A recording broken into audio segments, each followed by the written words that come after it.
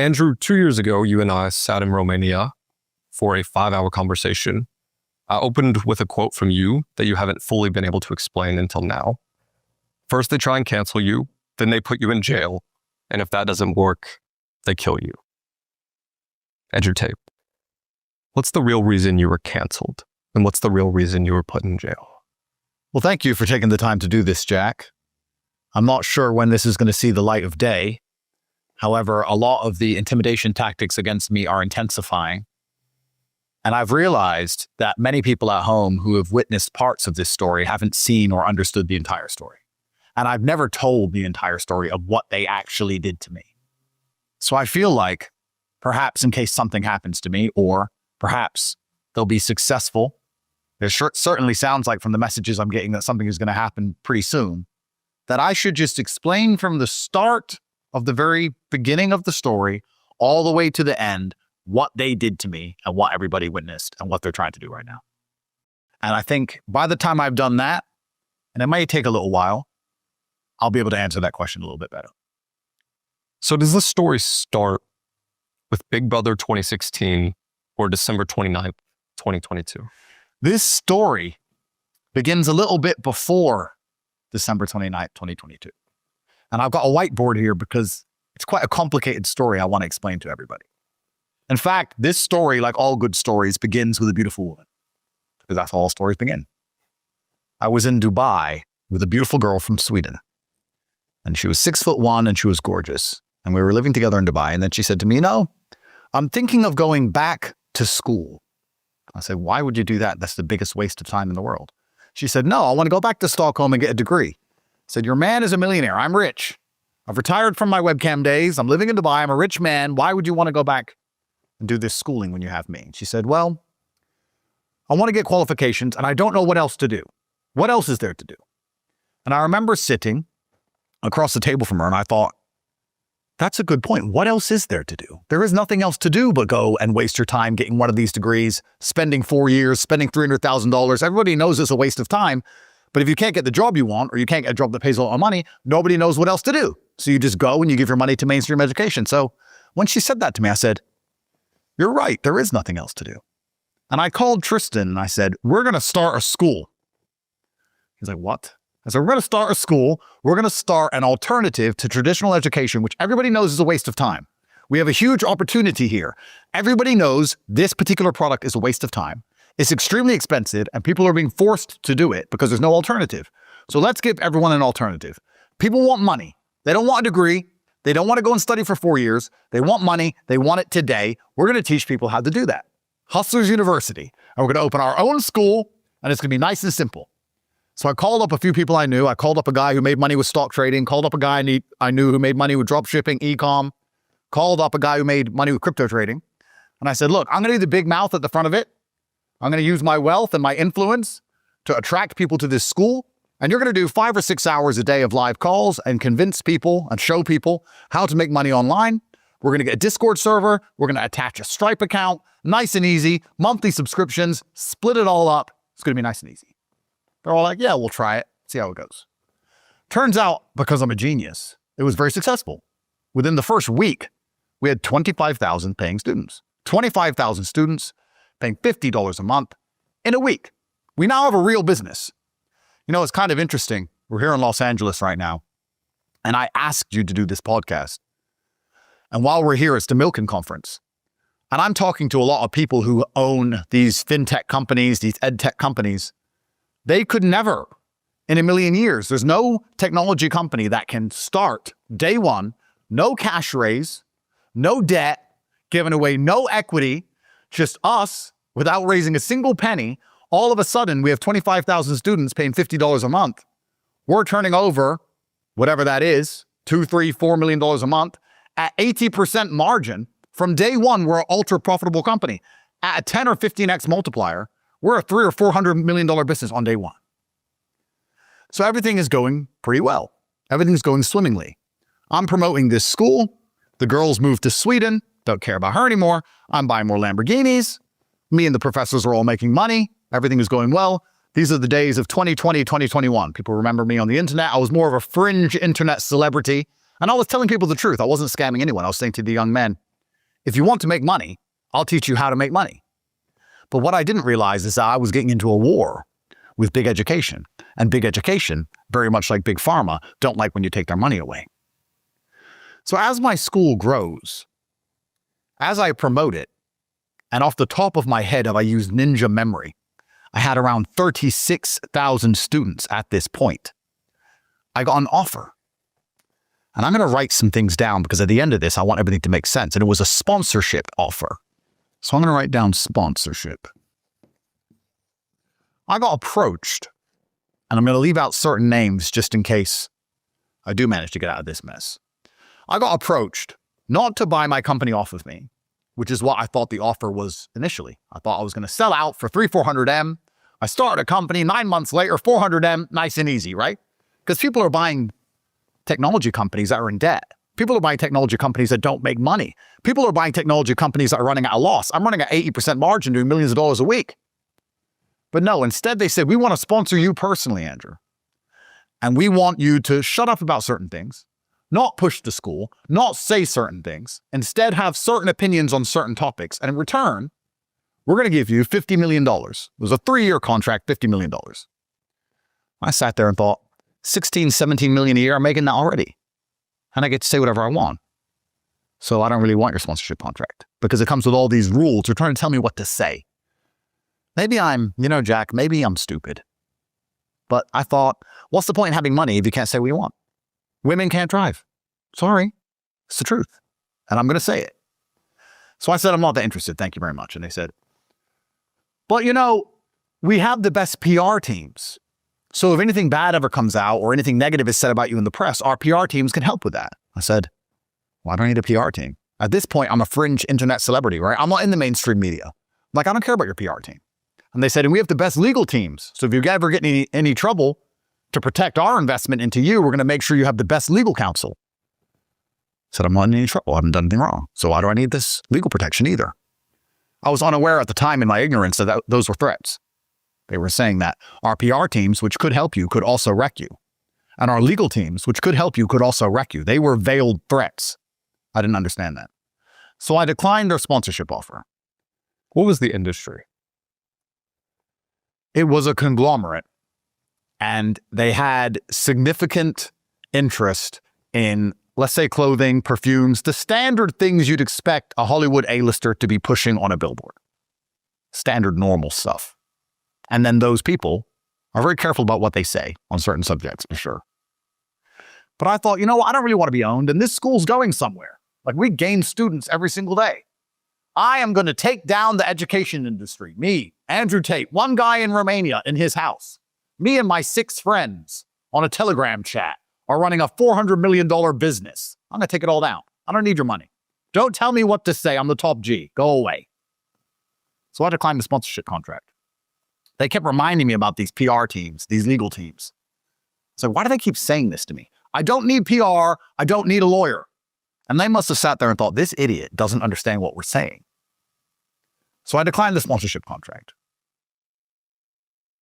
We continue to grow. A few months after that, Tristan gets a message from a girl. Can't say her name because there's open litigation. We'll call her Girl A. Girl, she's the beginning. She's the omega. She's the source of this. Girl A lives in Miami. Tristan knew her from a few years before. And she messages Tristan, hey, I want to come see you in Romania. Tristan's like, why? I've always wanted to see you in Romania. Tristan's like, okay then. And sends her a picture of his debit card and said, see you soon. She books herself a first-class flight, flies to Romania. So we have Girl A. All of this will tie together at the end. Girl A. Girl A books herself a business class flight and flies to Romania. Now, the interesting thing about Girl A, who subsequently destroyed my life, I only said hello to her twice. I don't know this person. Tristan knows a lot of girls. One day there's a girl at the house. Who's this? Oh, I knew her from Miami. She wanted to come. Cool. I don't care. Why would I care? Hi. Whatever. She's there for 4 or 5 days. During those 5 days that she's in Romania for 5 days. 3 of the days, Tristan and I weren't even in the country. We were away, England, I believe. The rest of the time, she's going to the cinema, hanging out with Tristan's other girlfriends, hanging out with my girlfriends, hanging out with our personal assistant, Georgiana, who ends up going to jail, hanging out. And after about 5 or 6 days, she vanished. And I said to Tristan, where's girl A gone? He goes, I don't know. She blocked me and left. It's like, why? He goes, probably got jealous of my other girlfriends. Yeah, probably. Who cares, right? We're just guys. We're making money. We go to school. We got a big mansion. We got Lamborghinis. Girl A wants to come. Girls always want to come. There's 100 girls by the pool. Who cares? Girl A comes. Girl A vanishes. No one thinks anything of it. About 3 days after girl A vanished, April of 2022, we were sitting in our house at 1 p.m. on a Sunday afternoon when armed police turn up. SWAT. And the SWAT raid our house, bust down our door, and running with machine guns, pointing weapons everywhere and yelling at us to get on the ground. And of course, we comply and say that they're there because there has been a human trafficking allegation against my brother and I, which has been instigated from the American embassy.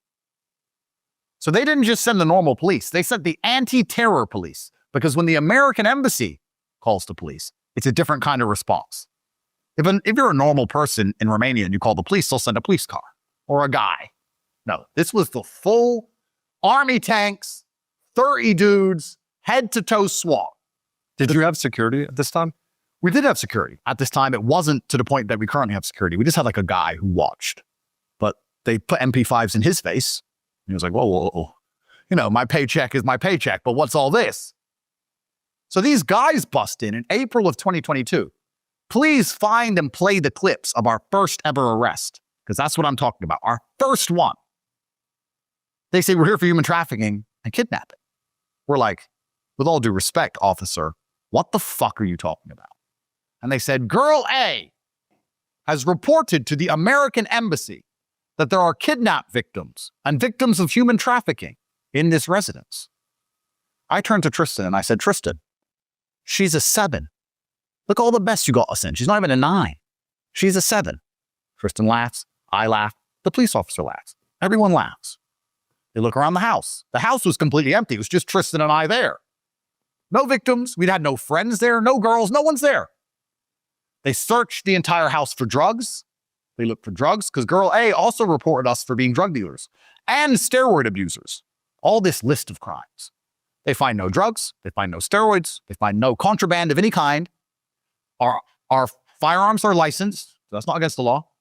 They go through the entire house in a 4-hour house search. They then seize some of our goods. We're going to go into seized goods later. They take all the cash they can find, all of our diamond watches, our bars of gold.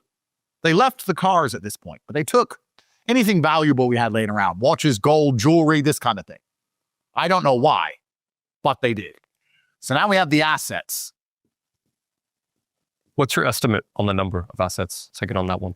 Well, there was a lot of house raids, but on that particular house raid, I'd say all in all, in cash, about 100 grand, and in watches, about 500 grand. So about 600 grand of assets in the first raid. But no bank accounts, no crypto exchanges, no cars, just things they had laying around the house. I explained why they had to do that. They said it's protocol in Romania, in case these proven to be proceeds of crime.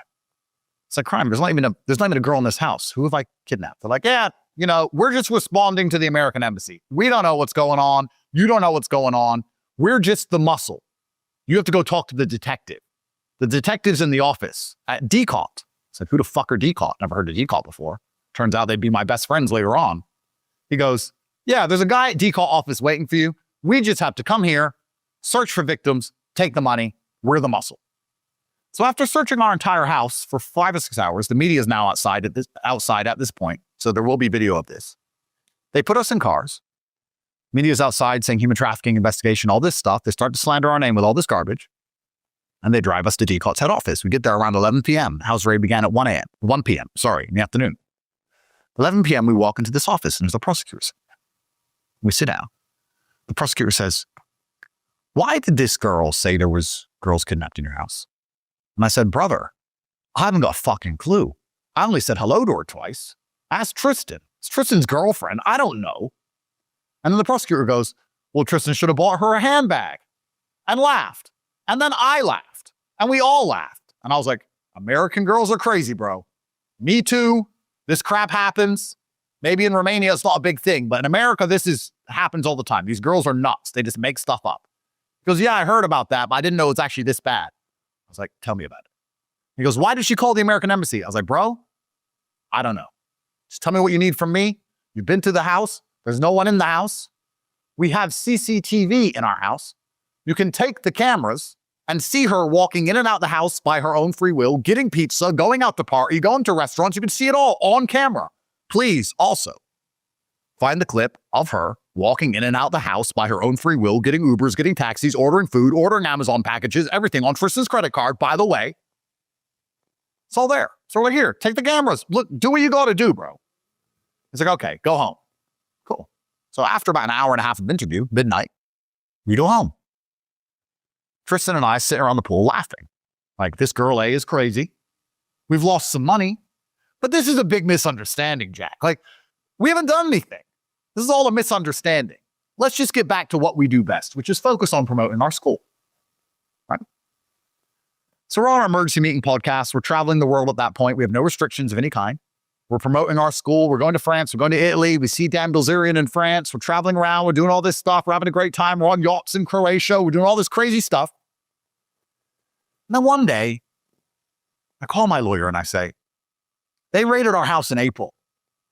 It's like July now. Why is that case not closed?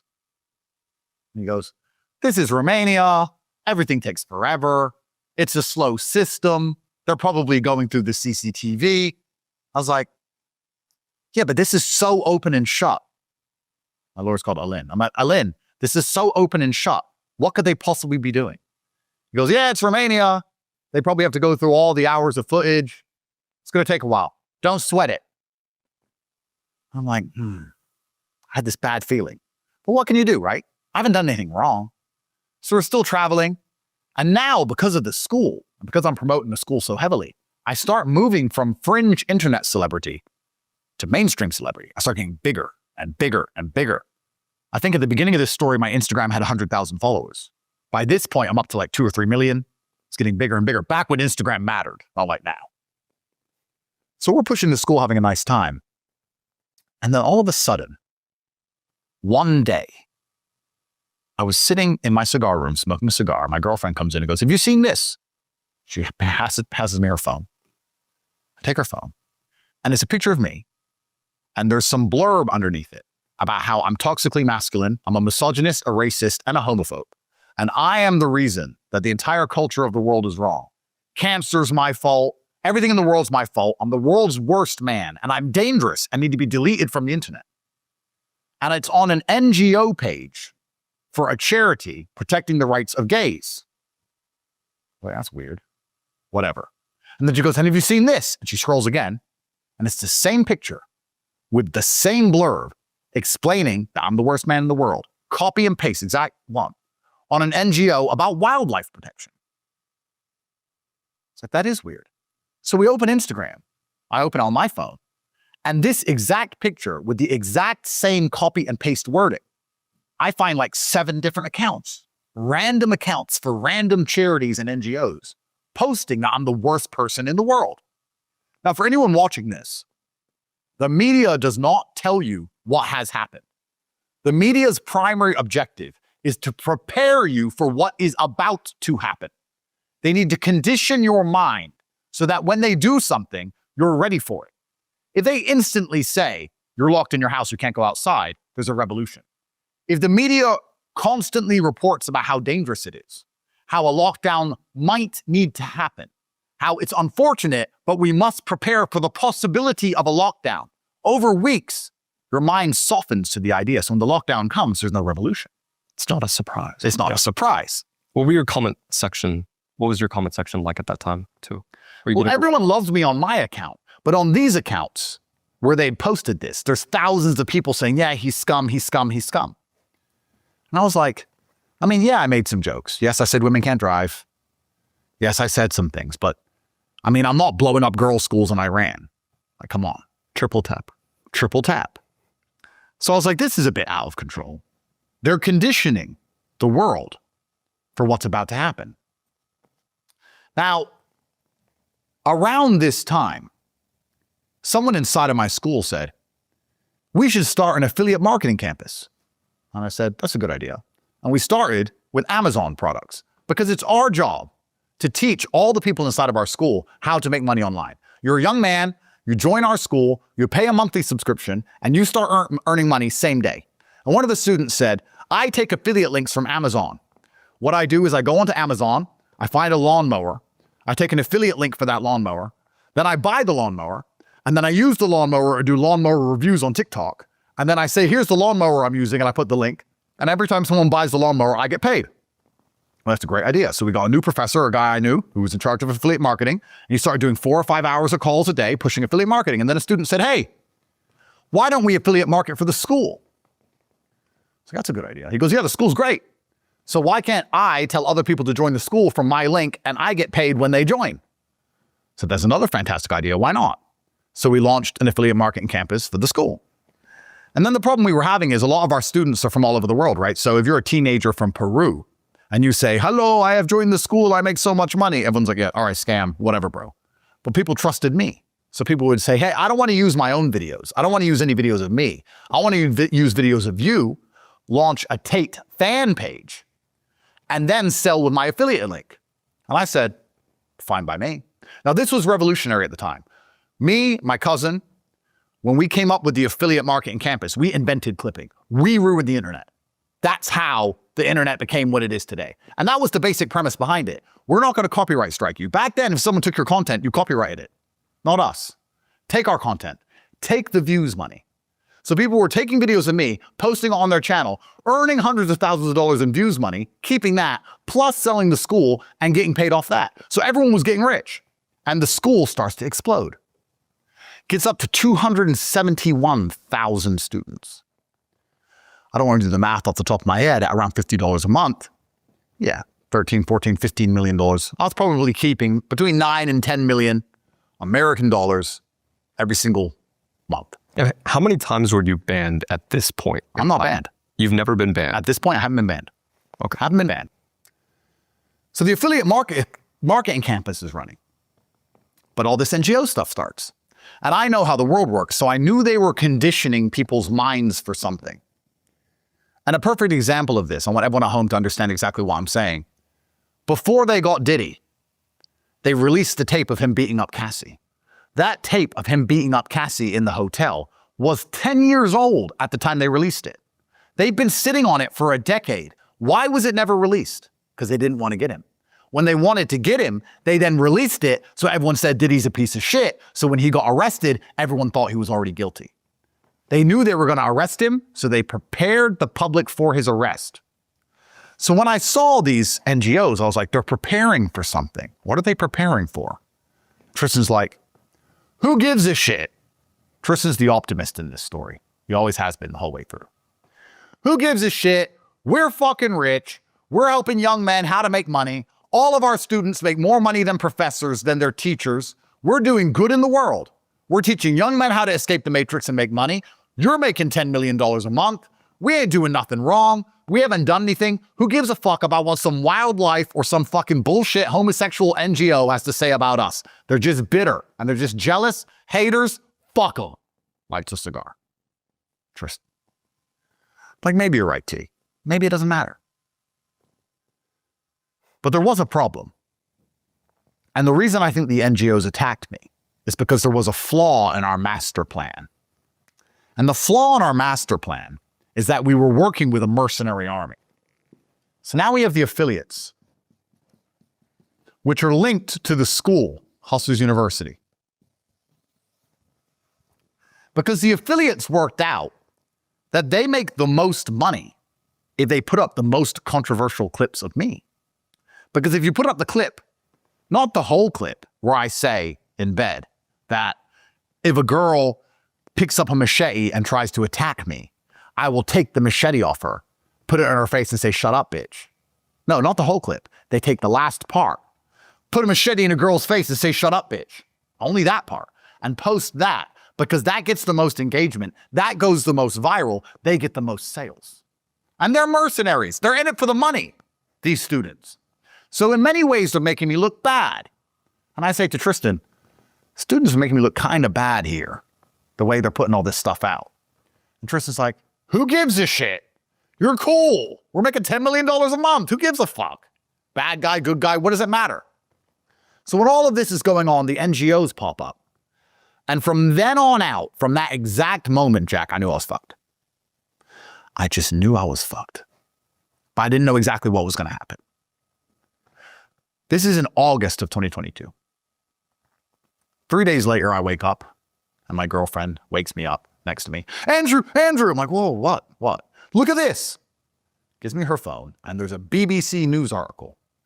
Andrew Tate, misogynistic influencer, is banned from social media for being a dangerous person.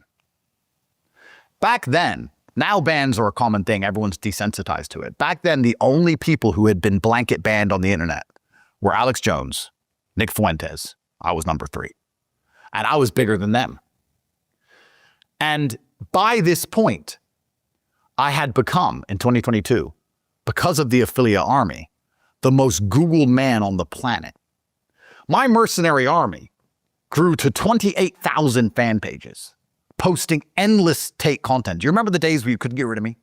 You couldn't get rid of me from the algo. I was TikTok, I was Instagram, I was everywhere. 28,000 kids posting me all day, every day. We built an interactive library of everything I'd ever made. It was all transcribed. So when you went into the interactive library, you'd type Bugatti, every Bugatti clip would come up. You'd type heartbreak. Every time I had ever said heartbreak in any video, because they were transcribed, it would come up. You could make lifestyle edits and they'd take it all and they'd post it, post. And if their account got banned, because they're from Peru and they're making $300 a day affiliate, they're not going to go get a job for $300 a month. They just make a new one. Like a virus, like Agent Smith in the Matrix, like ants. You can't kill them. And they're just out there posting. And then they realize they make the most money if they post my most controversial stuff. And my most controversial stuff is out there by 28,000 fan accounts posting 4 or 5 times an hour. And the entire algorithm is mine. And this may be the most Googled man on planet Earth. My school's now at 300,000 students. $15 million turnover a month. 15 million times 12 is 15 times 10, 150. Plus the 30 is 180 million turnover at 80% margin, a 10x multiply, which is pretty simple for an ed tech business, especially with a margin like mine. $1 billion business, 1.2 billion, 9 months old, me and 6 dudes in the Telegram chat. I'm a billionaire.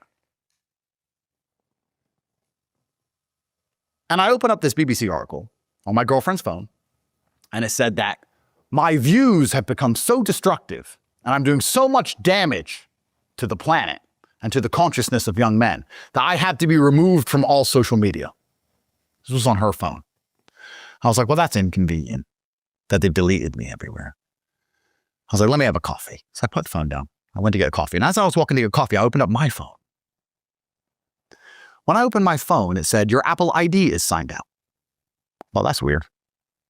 Okay. Went to click Twitter. Your Twitter's signed out. Clicked WhatsApp. Your WhatsApp's been deleted. Clicked Instagram. Of course, signed out. Clicked Gmail. Signed out. They pressed a button, Jack, and wiped every single thing from my phone. The Apple ID itself, so I couldn't download apps, and every single application was logged out. Uber, Airbnb, Skype, any app on my phone, all of them were gone. Coinbase? Everything. Every single app. All of my bank accounts, Coinbase. I had a NatWest and a HSBC bank in England. They seized all that money. We'll talk about that soon. Everything was frozen. Everything was gone. My entire phone just became a brick. And I called a friend of mine from my girlfriend's phone. And I said, how the fuck can they do this? And he said, they put you on a terror watch list. They can only do that if you're on a terror watch list. And I was like, surely not terror. The fuck? I'll call you back. Here I film my final message. All that's left for me to do is have a positive impact on the world. I don't think anybody truly wants to go down as a villain. Maybe some people do. I don't. I wasn't raised that way.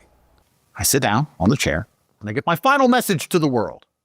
I decided to retire from the internet. I thought, you know what, Andrew? You made $100 million. You got $1 billion business. They're after you. You're starting to feel a bit paranoid. It's getting hot. You have a very credible source telling you you're on a terror watch list. Once you're on a terror watch list, all bets are off. There's no more law. There's no more constitution. All of that's gone. They can shoot you in the middle of the street. Police can come up and just shoot you and go, terrorist threat. End of story. And the basic premise was that I had so much power over the young men in 2022 that I could have caused a revolution. They're probably right. I probably could have said, fuck the Matrix, Westminster Palace tonight. Let's take over. And it would have been the fucking end. Please understand, the Matrix does not fear women. This is why they empower women. This is why they constantly attack me for being a misogynist. They want women to be as powerful as possible because you know what happens when women are powerful? Nothing. If women protest, if 100,000 women march through this town right now and protest, it's inconvenient. If 100,000 men march through this town, everything burns and the entire government changes. Men can fight. Men are armies. Women don't matter. They don't give a shit if women protest. They don't give a fuck. So you want women at the top of the pyramid. You want women as powerful as possible so that women are in charge of society so that you can just stay at the top of your castle stealing and raping and pillaging from everybody. Just stealing all the money, destroying society, importing whoever, breaking all the laws. And what's going to happen? A bunch of women are going to nag. Give a fuck. When men get together, it's not called a protest. It's called a revolution. Women don't do revolutions. They can't. So they deliberately empower women to subjugate men. That's why masculinity has been under such attack. And I came along and was the most Googled man in the world promoting masculinity, not realizing this was putting me at war against the Matrix itself. I wasn't even political at that time. I didn't even talk about political parties. I just said to young men, stand up for yourself, go to the gym, stick for what you believe in. You're allowed an opinion. You matter too. And that was considered so dangerous. I ended up on a terror watch list and they wiped my entire phone. And the country that put me on a terror watch list, you want to guess? US. Incorrect, sir. England. Great Britain put me on a terror watch list. The Foreign Office, in the paperwork I later saw, which they wrote to the Romanians, said, he is an unchecked source of influence. And they believed I was going to cause a revolution. Now, anybody at home who thinks that the intelligence agencies that are here to protect and serve us aren't primarily concerned with preventing a revolution is a fool. The CIA, the FBI, MI6, MI5, whoever, they don't care about much besides two things. Stealing money from around the world in the form of resources. There's a country here, Gambia. If we overthrow the president and put in a new president, we get control of the copper mines. Fuck democracy. Fuck who dies. We want copper because this is the American empire. Overthrow the Gambian government. Or I don't know, imagine there's oil in some random country, Venezuela. Who gives a shit? That's what they do. And the second thing they have a concern with, besides stealing money from all around the world, is preventing revolution. The primary objective of intelligence agencies today is to prevent a revolution. Do you think when you walk down the street and talk to basically anybody out here, they don't want to rebel? The system's fucked, bro. We all know the system's fucked. Nobody can buy a house. Everything's fucked. Crime's getting worse. Taxes are going up. Currency's inflating. Everything's fucked. Everyone knows it, but we don't rebel. Why? Because there are many mechanisms, social media algorithms being one. Two, how hard they punish the people who even consider doing something as silly as waving a flag outside the Capitol. Their primary objective is to prevent a revolution. And they said the most Googled man on the planet now, who's saying young men should stand up for themselves and not be afraid to die for their ideas, the most popular person on the planet, is talking about how the Matrix is enslaving them all, how they need to resist, break free. They watched my videos, MI6, and they thought, this is a national security threat. He's on the same level as Osama bin Laden. And that was the UK government. And that is when my phone got wiped. Why the UK? What's the most important thing we need to understand about UK politics at that point in time? The UK has always been more left than even the Dems. And at the time, the Dems were in power when all this was happening. Please remember, guys, when all of this was happening, you got banned on the internet for saying there was more than 2 genders. They ban you. You got banned for saying the COVID vaccine was dangerous. They ban you. The internet was complete Stasi. Now, why couldn't they just ban me? Well, they did. But why didn't it work? Clipping. 28,000 fan pages. So when I made, and I think another reason to answer your question, why the UK decided I was the threat, is because although I am born American, I grew up in England. I'm seen as English. I'm from Luton. And I was bigger in England than I ever was in America. Really? The English people were really tired of their government, and they still are. So when I make my final message, I talked to Tristan. I said, enough is enough. We've done well. Tristan goes, we can do more. I said, Tristan, have you ever heard the story, the Sword of Damocles?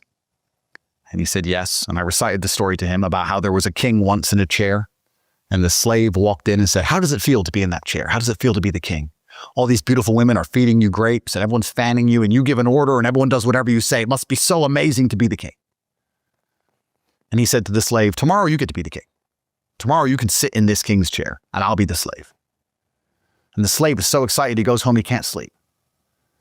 He wakes up the next day, so excited, he runs into the chamber, sits on the throne, he gets to be the king. The beautiful women start giving him the grapes. He's giving orders, do this, do that, bring me this, bring me that. They're doing everything he says. He feels so happy. And then he looks up above him and he sees a sword hanging by a single horse's hair. And for the rest of the day, he can't enjoy his life because he knows at any moment that hair can break and the sword will fall on his head and he will die. And the king who has taken his place, who's the slave, looks above him. He has no sword. He has a humble life, but he has no sword above his head. So when you're at this stage, when you're the most Googled man in the world, you're making all this money, but everyone's out to get you. Everyone else is like, I'd love to be the king. Everyone says it. I'd love to be as famous as you. You're the most famous man alive. I walk through Beverly Hills and more people come up to me than DiCaprio. They swarm me. They don't swarm the A-listers. They don't swarm the movie stars. They don't care. They all swarm me. I was like, that must be cool. Yeah, but there's a sword above my head. I tell Tristan the story. I explained to him the Sword of Damocles. He likes his cigar. Doesn't give a fuck. It's Tristan. I said, fuck him. Then I said, what about the story of Icarus? Remember the man who flew too close to the sun, Tristan? Again, keeps puffing on his cigar. Andrew, fuck these people. And I love Tristan with all my heart. And the best thing about our relationship is that we listen to each other. And I said, if you say fuck them, if you say it's war, it's war. He goes, it's war. So I fucking let's run it then. So I was the one saying, let me do a final message and go away. And Tristan was like, no. We've just gotten started. So I do my final message. I explain that I misunderstood. That little clips have been taken out of context. That I'm a nice guy. That I'm just trying to teach the world entrepreneurship. I haven't really done anything wrong. I said women can't bark. They can't. Get over it. Final message goes out. 28,000 fan accounts jump on the final message. I'm getting more views than the BBC. And for the first time in history, they banned someone and he got bigger. When they banned Alex Jones, he went away. When they banned Nick Fuentes, he disappeared to the corners of the internet, the fringe corners of the internet. But when they banned me, I got bigger. I didn't get smaller. I got bigger. And you get 3 lives. Per your question. First, they try and shut you up. Second, they try and put you in jail. Third, they try and kill you. So when I noticed I was getting bigger and my school's gaining more and more and more students, I'm making millions of dollars a day, Jack. I go to sleep and wake up with $2 million new dollars. It was ridiculous. I said to Tristan, something's going to happen. We have to get out of here. The day I said that to him, we were sitting around talking about it, and by coincidence, by providence, I do like to believe that perhaps I live in the Truman Show. A man comes to my house, a Romanian guy. I'm not going to say names. I need to talk to you. I said, brother, I'm busy. Not today. I said, it's important. He's an important man in Romania. So okay, come. Comes, we sit down in my secure room, and he said, you need to buy some land. I'm like, bro, what? He goes, you need to buy some land. He gets out this map, and he goes, there's some land here. It's $7 million, and you should buy it. And I said, Why should I buy it? This is 2 hours by dirt bike to reach this land. It's not even near a road. There's no electricity. There's no water. I can't build anything here. I'm going to have to get an ATV and drive all day to even reach this land. It's in the middle of the Carpathians. What do I want to do with this? So my dad was given it after the fall of communism, and he wants to sell it for $7 million. You should buy it. And I said, well, I don't have time. I don't want it. He said, you're going to need the friends. I said, why am I going to need the friends? I have friends in Romania. Without incriminating myself. I have friends. He said, there's a lot of conversation about you in Romania in the power structures right now. And I think you're going to need the friends. And my stupid ass, even though I knew it was a shakedown, thought it was about all the news coverage of my deletion. I was like, well, the BBC is saying I'm a horrible person and I live in Romania and they deleted me from social media. And now my final message has gone out and it's on 28,000 fan accounts and I'm the talk of the town and all this is going on. So of course some high-level Romanians have fucking spoke some shit about me and now they're trying to shake me down. This is all gay. I'm like, bro, I'll let you know. I'll get back to you in a few days. He left and I said to Tristan, let's get the fuck out of here. Let's just go. He goes, where? I said, Dubai. Dubai's a pretty stable place. You don't get shot by accident in Dubai. I was like, Tristan, I know you're saying fuck them. I can feel the heat. Something's going on. Let's just go to Dubai a little while. He goes, fuck it. Let's go to Dubai. I don't give a shit. Let's go. Cool. Big private jet. All the girlfriends on the jet. All the babies. All the baby mamas. 30 women. Fucking me, Tristan. Like a easy jet flight full of chicks. We go to Dubai. Go to some big, beautiful house. Put the clips in of that house with the Bugatti outside. Georgiana's with us. She's driving the Bugatti outside that big, beautiful house in Emirates Hills.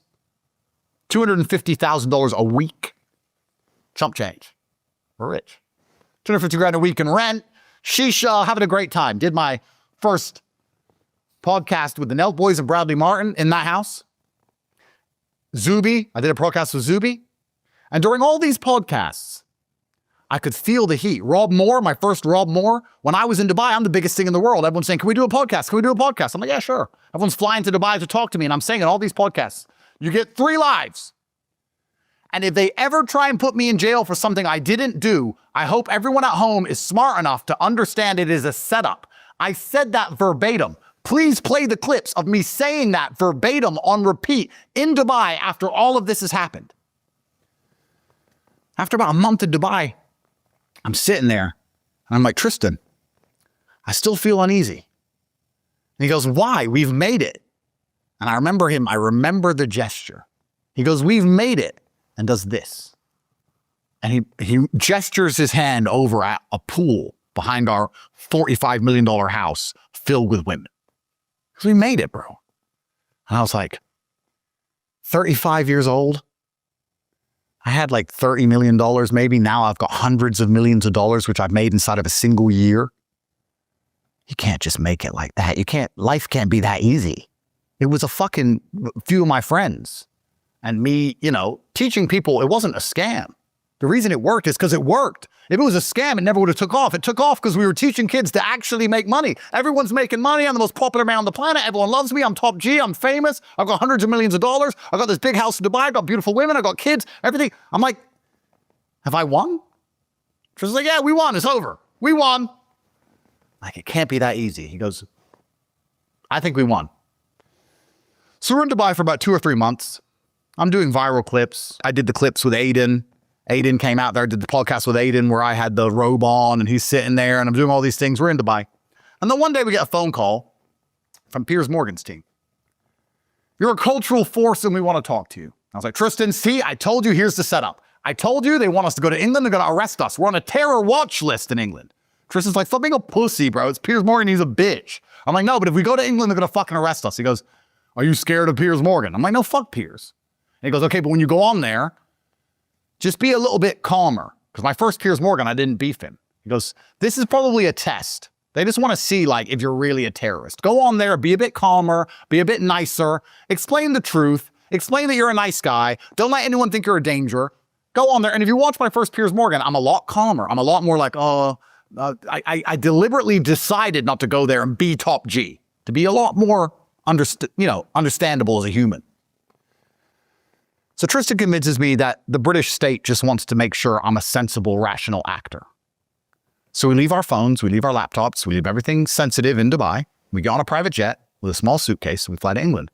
And as the plane was coming down into London Heathrow Airport, I said to Tristan, they're going to arrest us when we land. He goes, we'll see. We land, straight through. Straight through, no problems. Did the podcast with Piers Morgan. I deliberately let him clown on me a little bit. Like, I'm just a guy. I'm just an idiot. I have some ideas, and I believe men are people too, and men should be able to stick up for themselves, and that we live in a gynocracy, and that it's all misandric, and that men are getting destroyed, and women have all the power. But I believe that men are human as well, and that men are allowed rights. And he came at me saying, I'm a misogynist, I'm this, you're a terrible person, you're Hitler, all this shit. And I'm just like, yeah, well, I don't think so. Really nice, really calm. Is this November, roughly? This is December of 2022. Okay.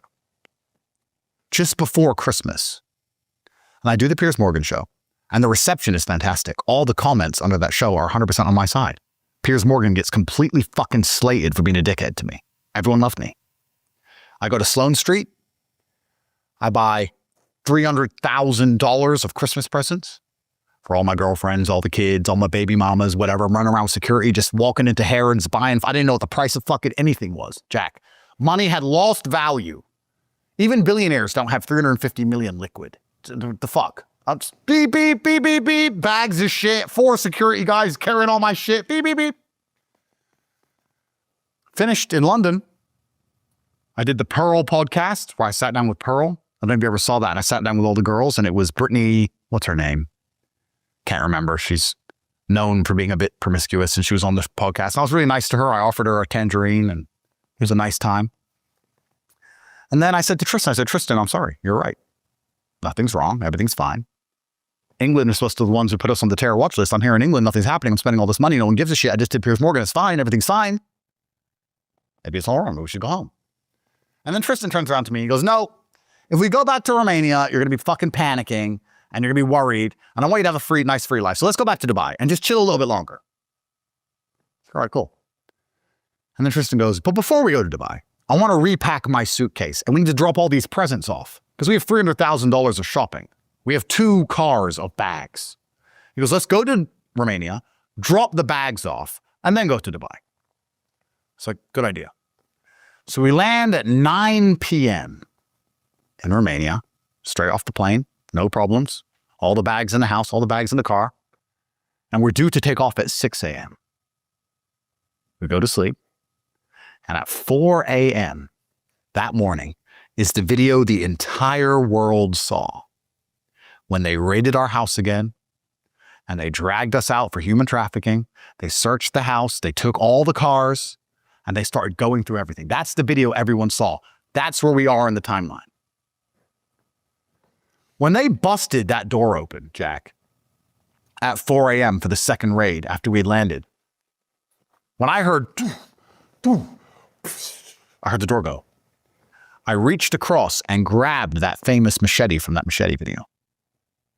And I picked it up and I stood up in my underwear. And when I saw the door to my bedroom bust off the hinges and police ran in, I felt relieved. I thought it was the Serbs, the Albanians. I have enemies everywhere. Turks. I thought it was the other team. When I saw police and they pointed the gun at me, I was like, oh, thank God. Just you fucking guys. What the fuck do you want? Because I had held a machete. The fucking guy runs up and front kicks me across the fucking room. Thank God his gun didn't go off. They jump all over me. The girl who's in my bed, they jump all over her. And while I'm on the ground, while the guards with the guns, with the fucking SWAT, have got their knees on my back, while I'm on the ground in my fucking bedroom, you know what the first thing they said to me was? Where's the Bugatti? I swear to God. I was like, what the fuck? What? What? This is about my Bugatti? What? Because before that, and please play the clips, I was driving around Romania in my Bugatti. I flew my Bugatti from Dubai to Romania and I was driving around Romania. But when I flew back to Dubai, because of the heat, I'd flown the car back to Dubai. So the Bugatti wasn't in Romania anymore. So I think they're there for the Bugatti. I'm like, what the fuck is this? Shut up, shut up, shut up. Drag us to the living room, put me in there, put Tristan there, handcuff us, we sit there. Eventually, the detective says, we're here for human trafficking. I'm like, we've fucking done this already. And if you're here for human trafficking, why is it the girl who was in my bed, you didn't ask if she's okay? You fucking dragged her by her hair out of the bed and forced her onto the ground at gunpoint and asked about my Bugatti. What the fuck's that got to do with anything? We need to take your assets. But I thought we're here for human trafficking. And the girl you find in the house you beat the fuck out of and start asking me about my cars. They start to go through the entire house. This time they take the car keys. All our bank's accounts and all our crypto exchanges have already been deleted. Everything had been deleted back in the UK terror list. Assets. So they take all the cars. This is famous. Find the clips. All the cars on trucks. All the watches they took, which was about 600 grand. I had bought again because I had so much money. And they took them again. I remember when they were searching the house, I had a big safe. You know, Jack, I am part black. So sometimes we do silly things like show off. And I had a safe with bulletproof glass at the front. So you could see all my nice things. You could see all the watches, see the piles of cash, see the gold. You could see it all. And the police were like, open the safe. So I don't have to open the safe. They said, you don't have to, but you're going to jail. And we are going to get in. So if it takes us a year to get in, we'll just tell the judge not to let you out of jail because we haven't been in your safe yet. I was like, you fucking cunt. I asked my lawyer. I look at my lawyer's like, that's what they're going to do. So I had to open the safe, bro. What can you do? Open the safe. They got the fucking guns. They robbed me, take all my shit, taking all my stuff. It's taking everything. They took the house itself, the deeds for the house, they took that.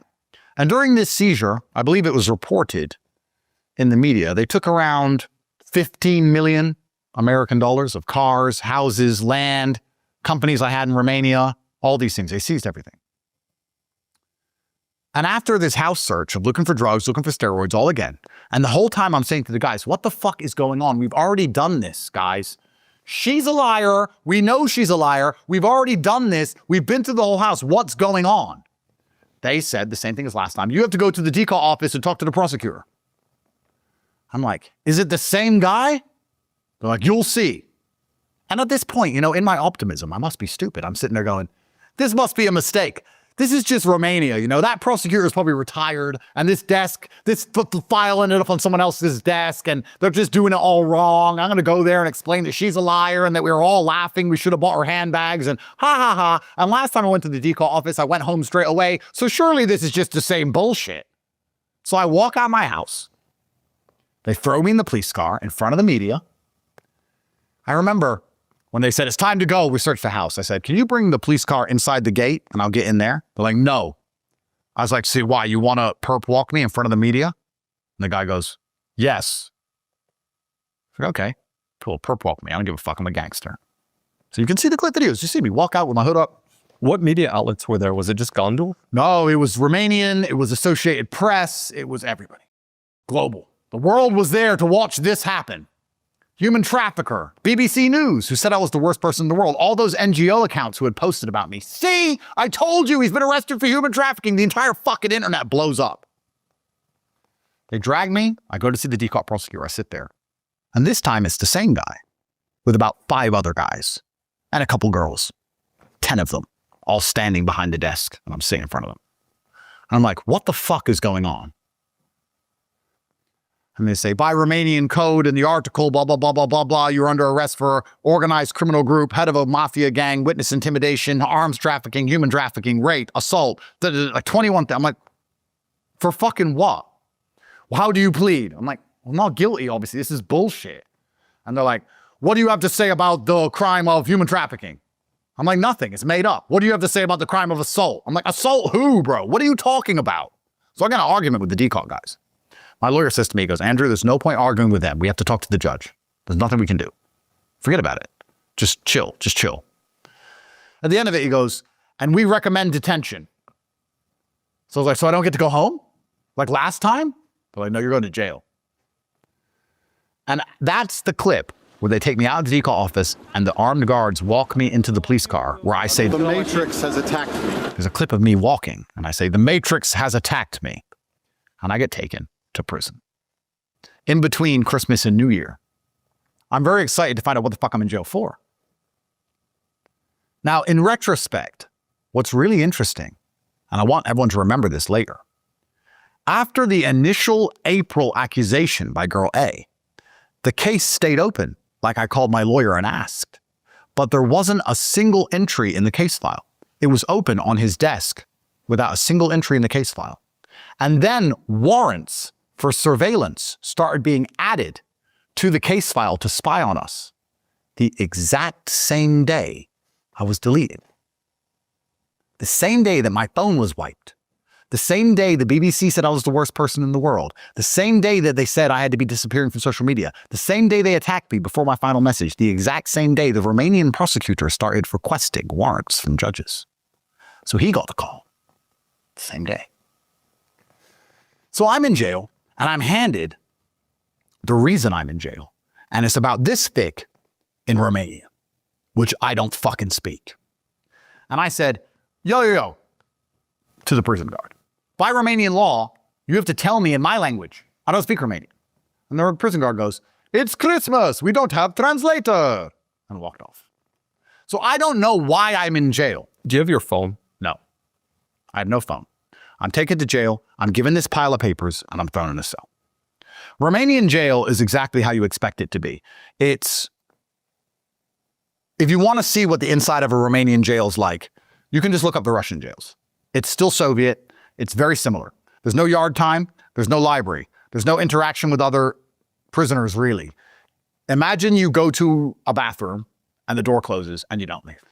It's about the size of a bathroom. There's cockroaches all over. It's old. It's dirty. The infestation of bugs is fucking vile. Not that I'm squeamish. I'm not a girl. But it's just disgusting. And you're in a bathroom. There's a tiny window about the size of a plate. And there's an artificial light that doesn't turn off. That's Romanian jail. So I'm thrown in this cell. And I'm saying to my lawyer, what the fuck's going on, Alan? And he's like, I have to read the file. My lawyer's like, oh, let me read it. It's this big. And he's flicking through it and going, this is all garbage. What is this? It's garbage. They're saying that 2 girls, your girlfriends, you human trafficked them on TikTok. You made them do TikTok for money. But I can't find any transfers of money. It doesn't make any sense. I'm like, okay, so how the fuck do I get out of here? Ask the girls.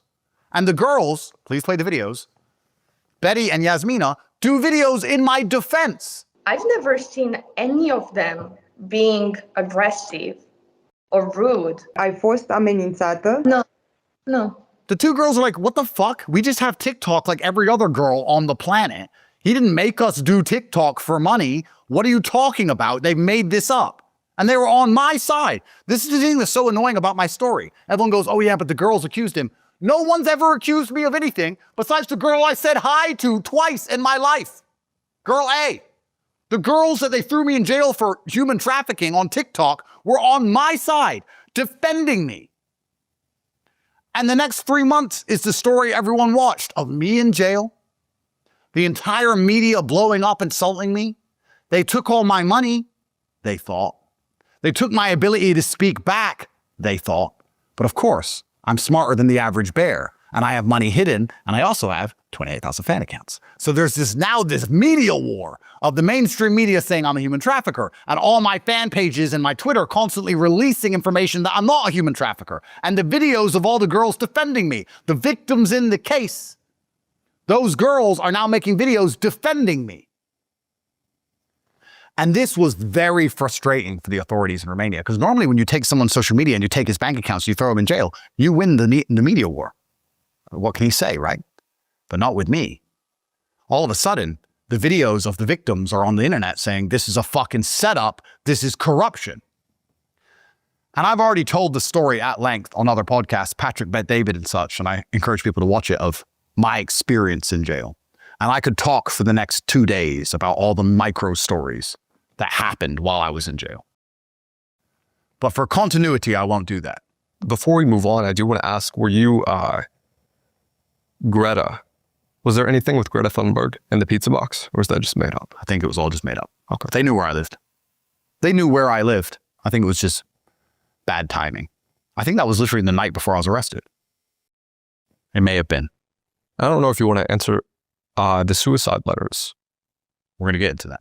Okay. So I'm in jail and I told endless stories of jail. And the basic premise is that Tristan, in his beautiful, truly remarkable forever optimism, thinks it's funny. It's a Matrix attack. It's hilarious. And I've told the stories how he didn't care about jail, didn't give a shit. And I'm trying to get out. Every 30 days, you know, when I first went there, I look at this hellhole, and I had two lawyers. I had Alan, who's a guy I've known for a very long time, who most people see, and I had an older lawyer. His name was Gliga, and he had been part of the system for a really long time. And I said to Alan, I gotta get the fuck out of here. And he said, well, don't worry, DCAUT put you in jail for a day, but after a day, they have to convince a judge to let you go. So I do 1 day in jail, and then we go in front of the judge. And Alan stands up and goes, inside this entire file, which I've been up all night reading, they're accusing Andrew Tate, a man with money, of human trafficking 2 girls on TikTok. They can't prove any money was made on TikTok. They can't prove any transfers went to Andrew from TikTok. And the 2 girls says he didn't do it.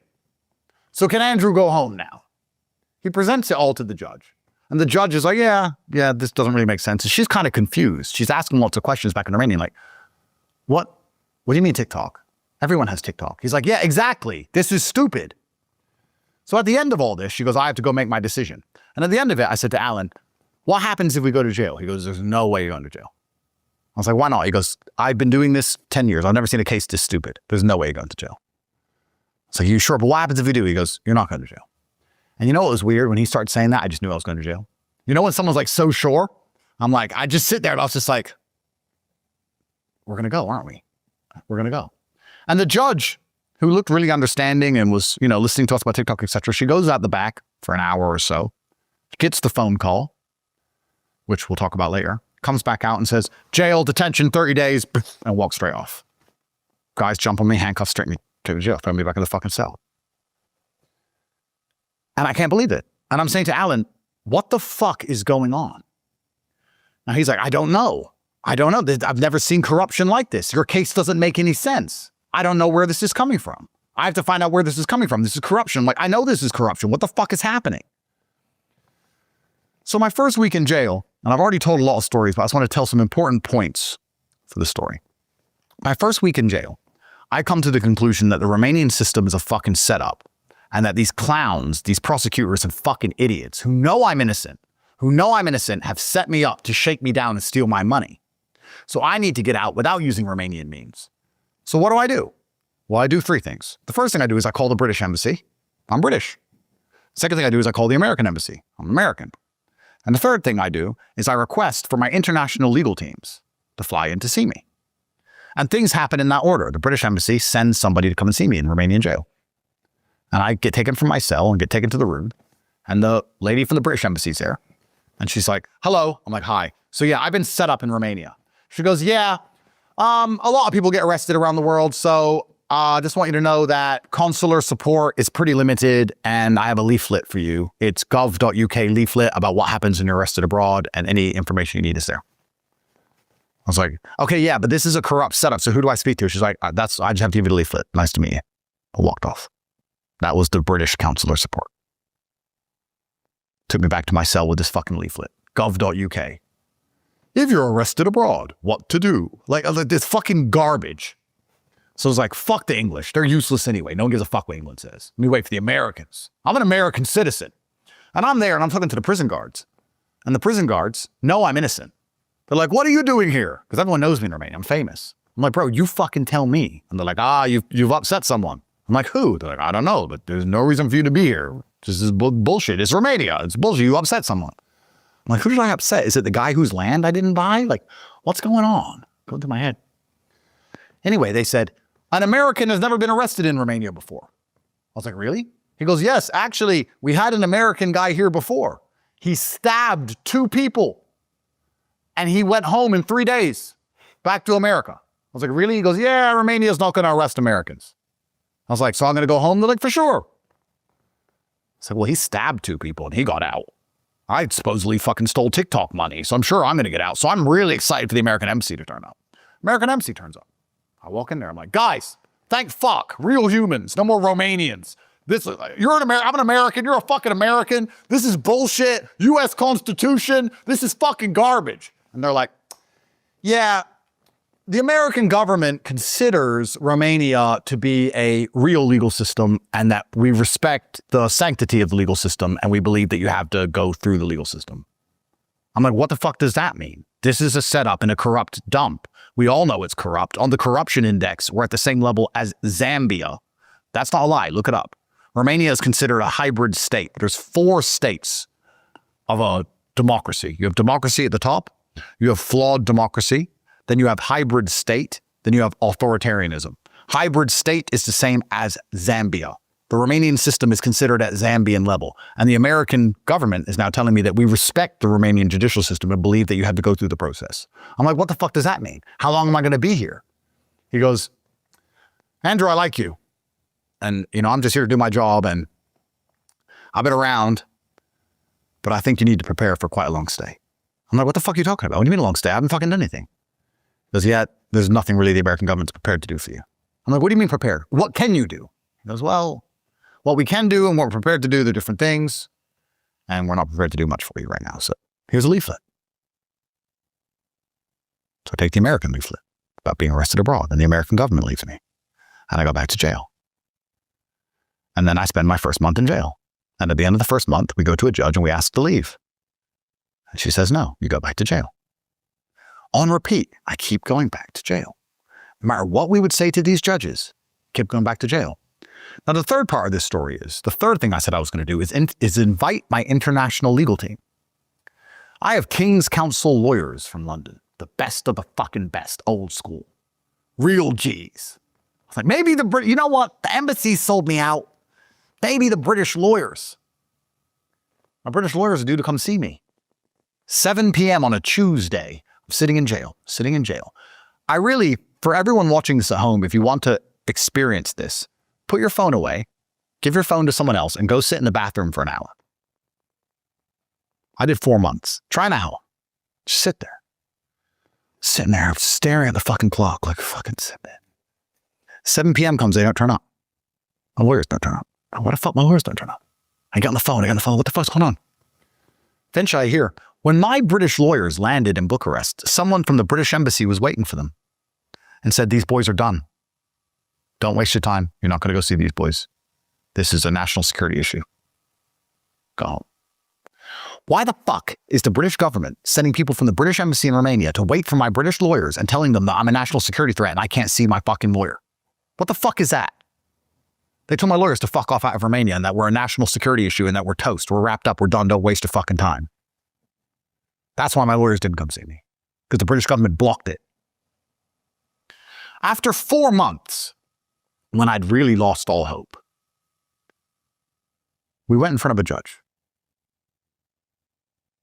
And the judge asked some questions to our lawyer, and our lawyer explained how it's bullshit as usual. And this judge is one of the best in Romania, because a member of her family, I believe, I don't know exactly, and I don't want to talk about anyone else's personal business. There was actually 3 judges on the panel. One of these judges, I can't remember who, had a member of their family who did 8 years for a political case. He was innocent and did a political case. I think it was her cousin or something. So she became a judge to restore integrity to the Romanian system. And they've tried to promote her to the European Court many times, and she won't go because it's a promotion to get rid of her. Anyway, she asked some questions, whatever. This is at 10 a.m.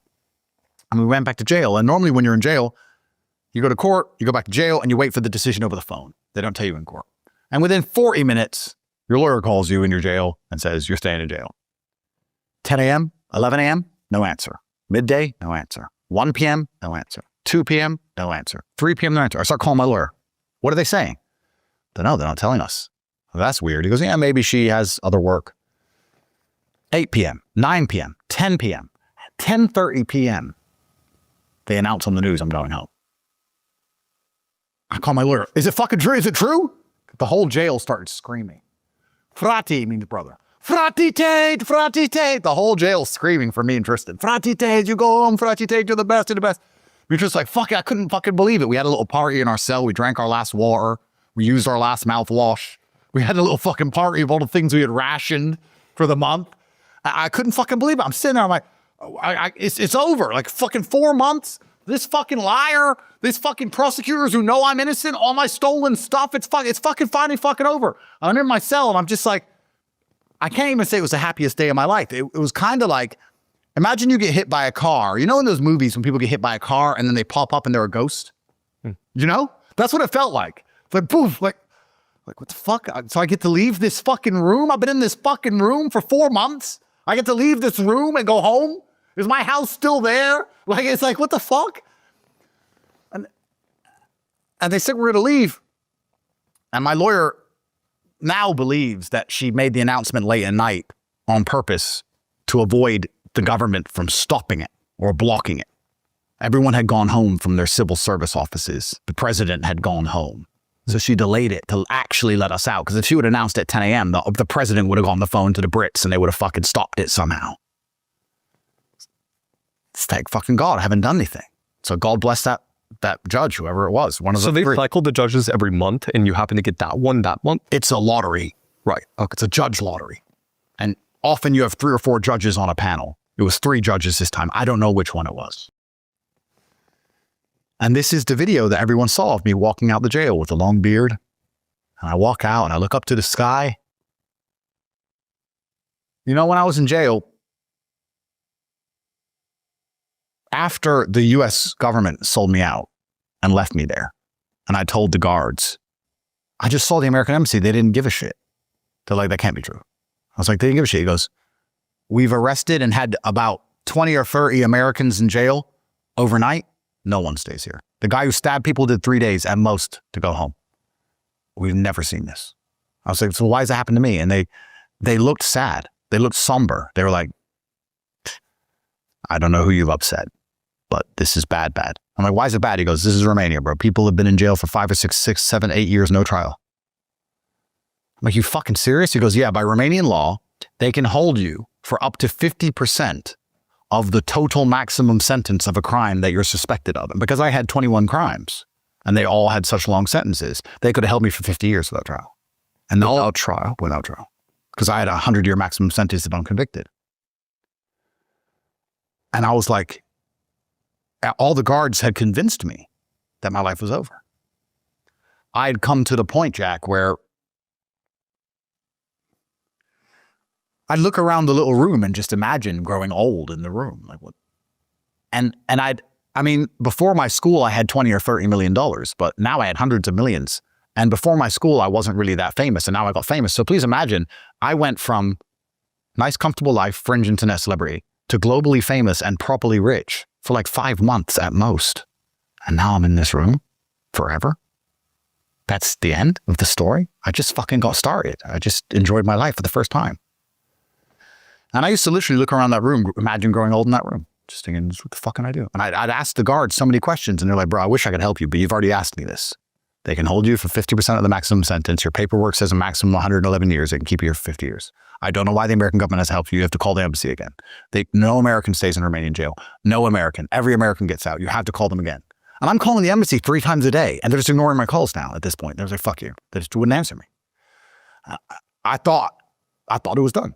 So when I got out, when I look up to the sky, like you can see on that video, I didn't think I'd ever see the sky again. I don't have yard time. I don't have exercise time. I was in a bathroom. I didn't see the sky for 4 months. And I looked up at the sky and I just thanked God. I really thought I'd never see the sky again. And then I drove home. And when I got home, my emotion changed. Because when I got back home, I remembered that none of this should have fucking happened to me. And that's when I got mad. When I got home, I got really angry. And that's when I made that video, the famous video of me walking up and down, smoking the cigar, because I had learned this habit in jail of pacing. And it took me 7 months to break. For the next 7 months, I was pacing all the time. My girlfriends would be like, Andrew, sit down. But I just paced like a fucking caged dog back and forth. For 4 months, I just paced up and down.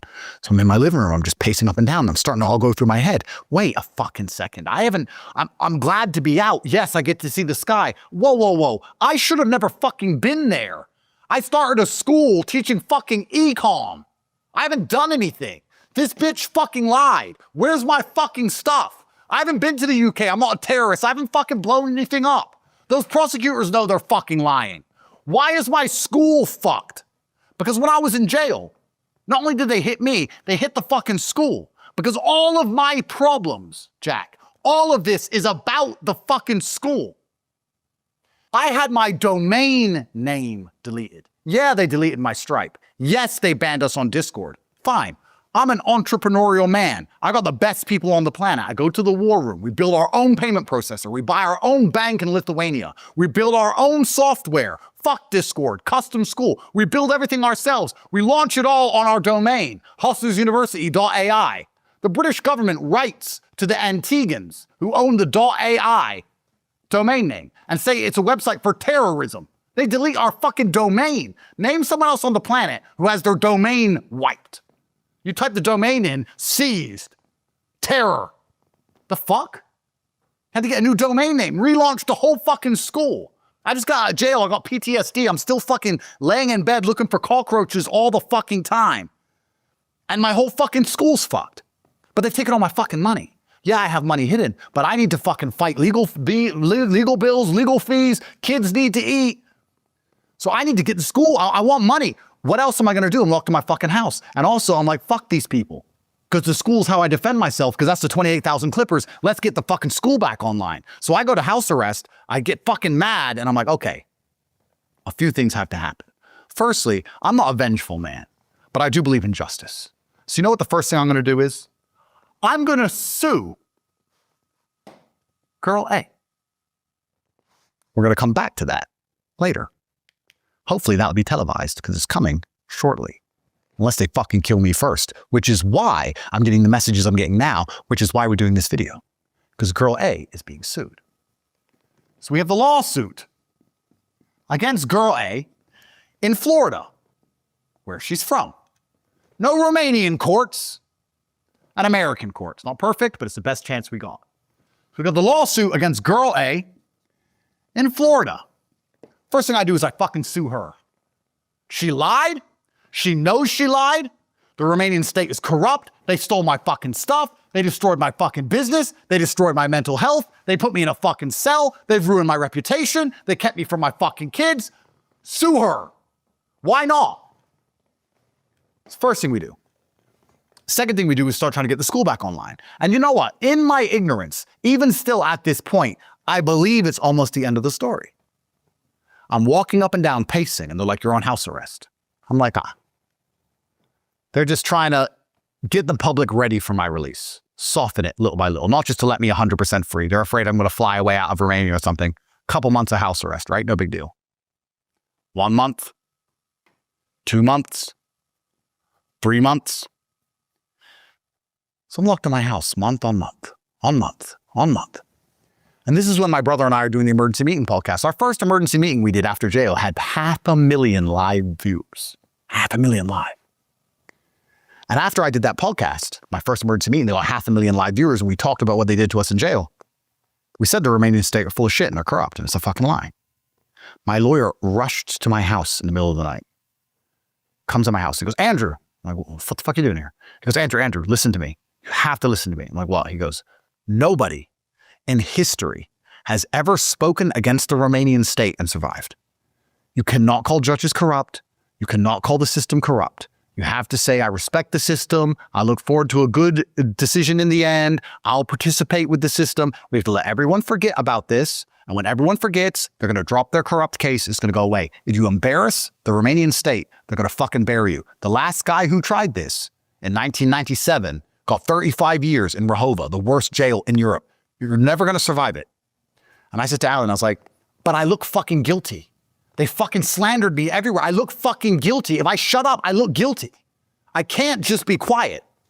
He goes, you're going to make my job impossible, Andrew, if you talk. You have to stop doing these emergency meetings. You have to be quiet. Me, him, and Tristan sat there and I said, Alan, if I shut up and they lock me up, I'm going to torture myself back in that room thinking I had a chance to tell the truth about how corrupt this is. But if I tell the truth how corrupt it is and they lock me up, I'll know I went down swinging. Look, I just lost a fight. I'm not saying I always win, but I don't quit. And I said, Alan, your job's going to be hard. Because fuck them. They fucking ruined my life. I can't sleep. That's fine. Let's put in the videos of all the tweets I was making. I had fucking nightmares. I couldn't lay in a bed without looking for fucking cockroaches. I couldn't have a blanket on me. I was fucked. If therapy was a real thing, I would have needed it. I was a fucking mess. And I was like, no, it's fucking war. It's fucking war. We're doing it. So we started doing our emergency podcasts, emergency meeting. Romania's corrupt. This is a setup. Here's the victim saying that we haven't done anything wrong. The fucking prosecutor's a piece of shit. He's a scumbag. Fuck this dump. Fuck the cops. Fuck you. And just tell them the truth. Unfazed. Last bullet. They looked at us and thought they have too much power, too much influence. Let's hit them with the most powerful weapon we have. Let's cancel them. Let's close all their accounts. Let's make them banish. Let's destroy their influence. That's the biggest bullet they have. Imagine shooting a man with your last bullet and he stands there unfazed. Fuck you. Going down swinging. I want to point out, too, that I'm sure you thought about while you were in jail, maybe we should stop this whole affiliate campaign. Maybe the whole thing is they want me to go away, stop posting on social media. Of course. But you kept it running. I thought that before jail. When I did my final message, I decided to give up. Enough is enough. But then Tristan was like, no, fuck that.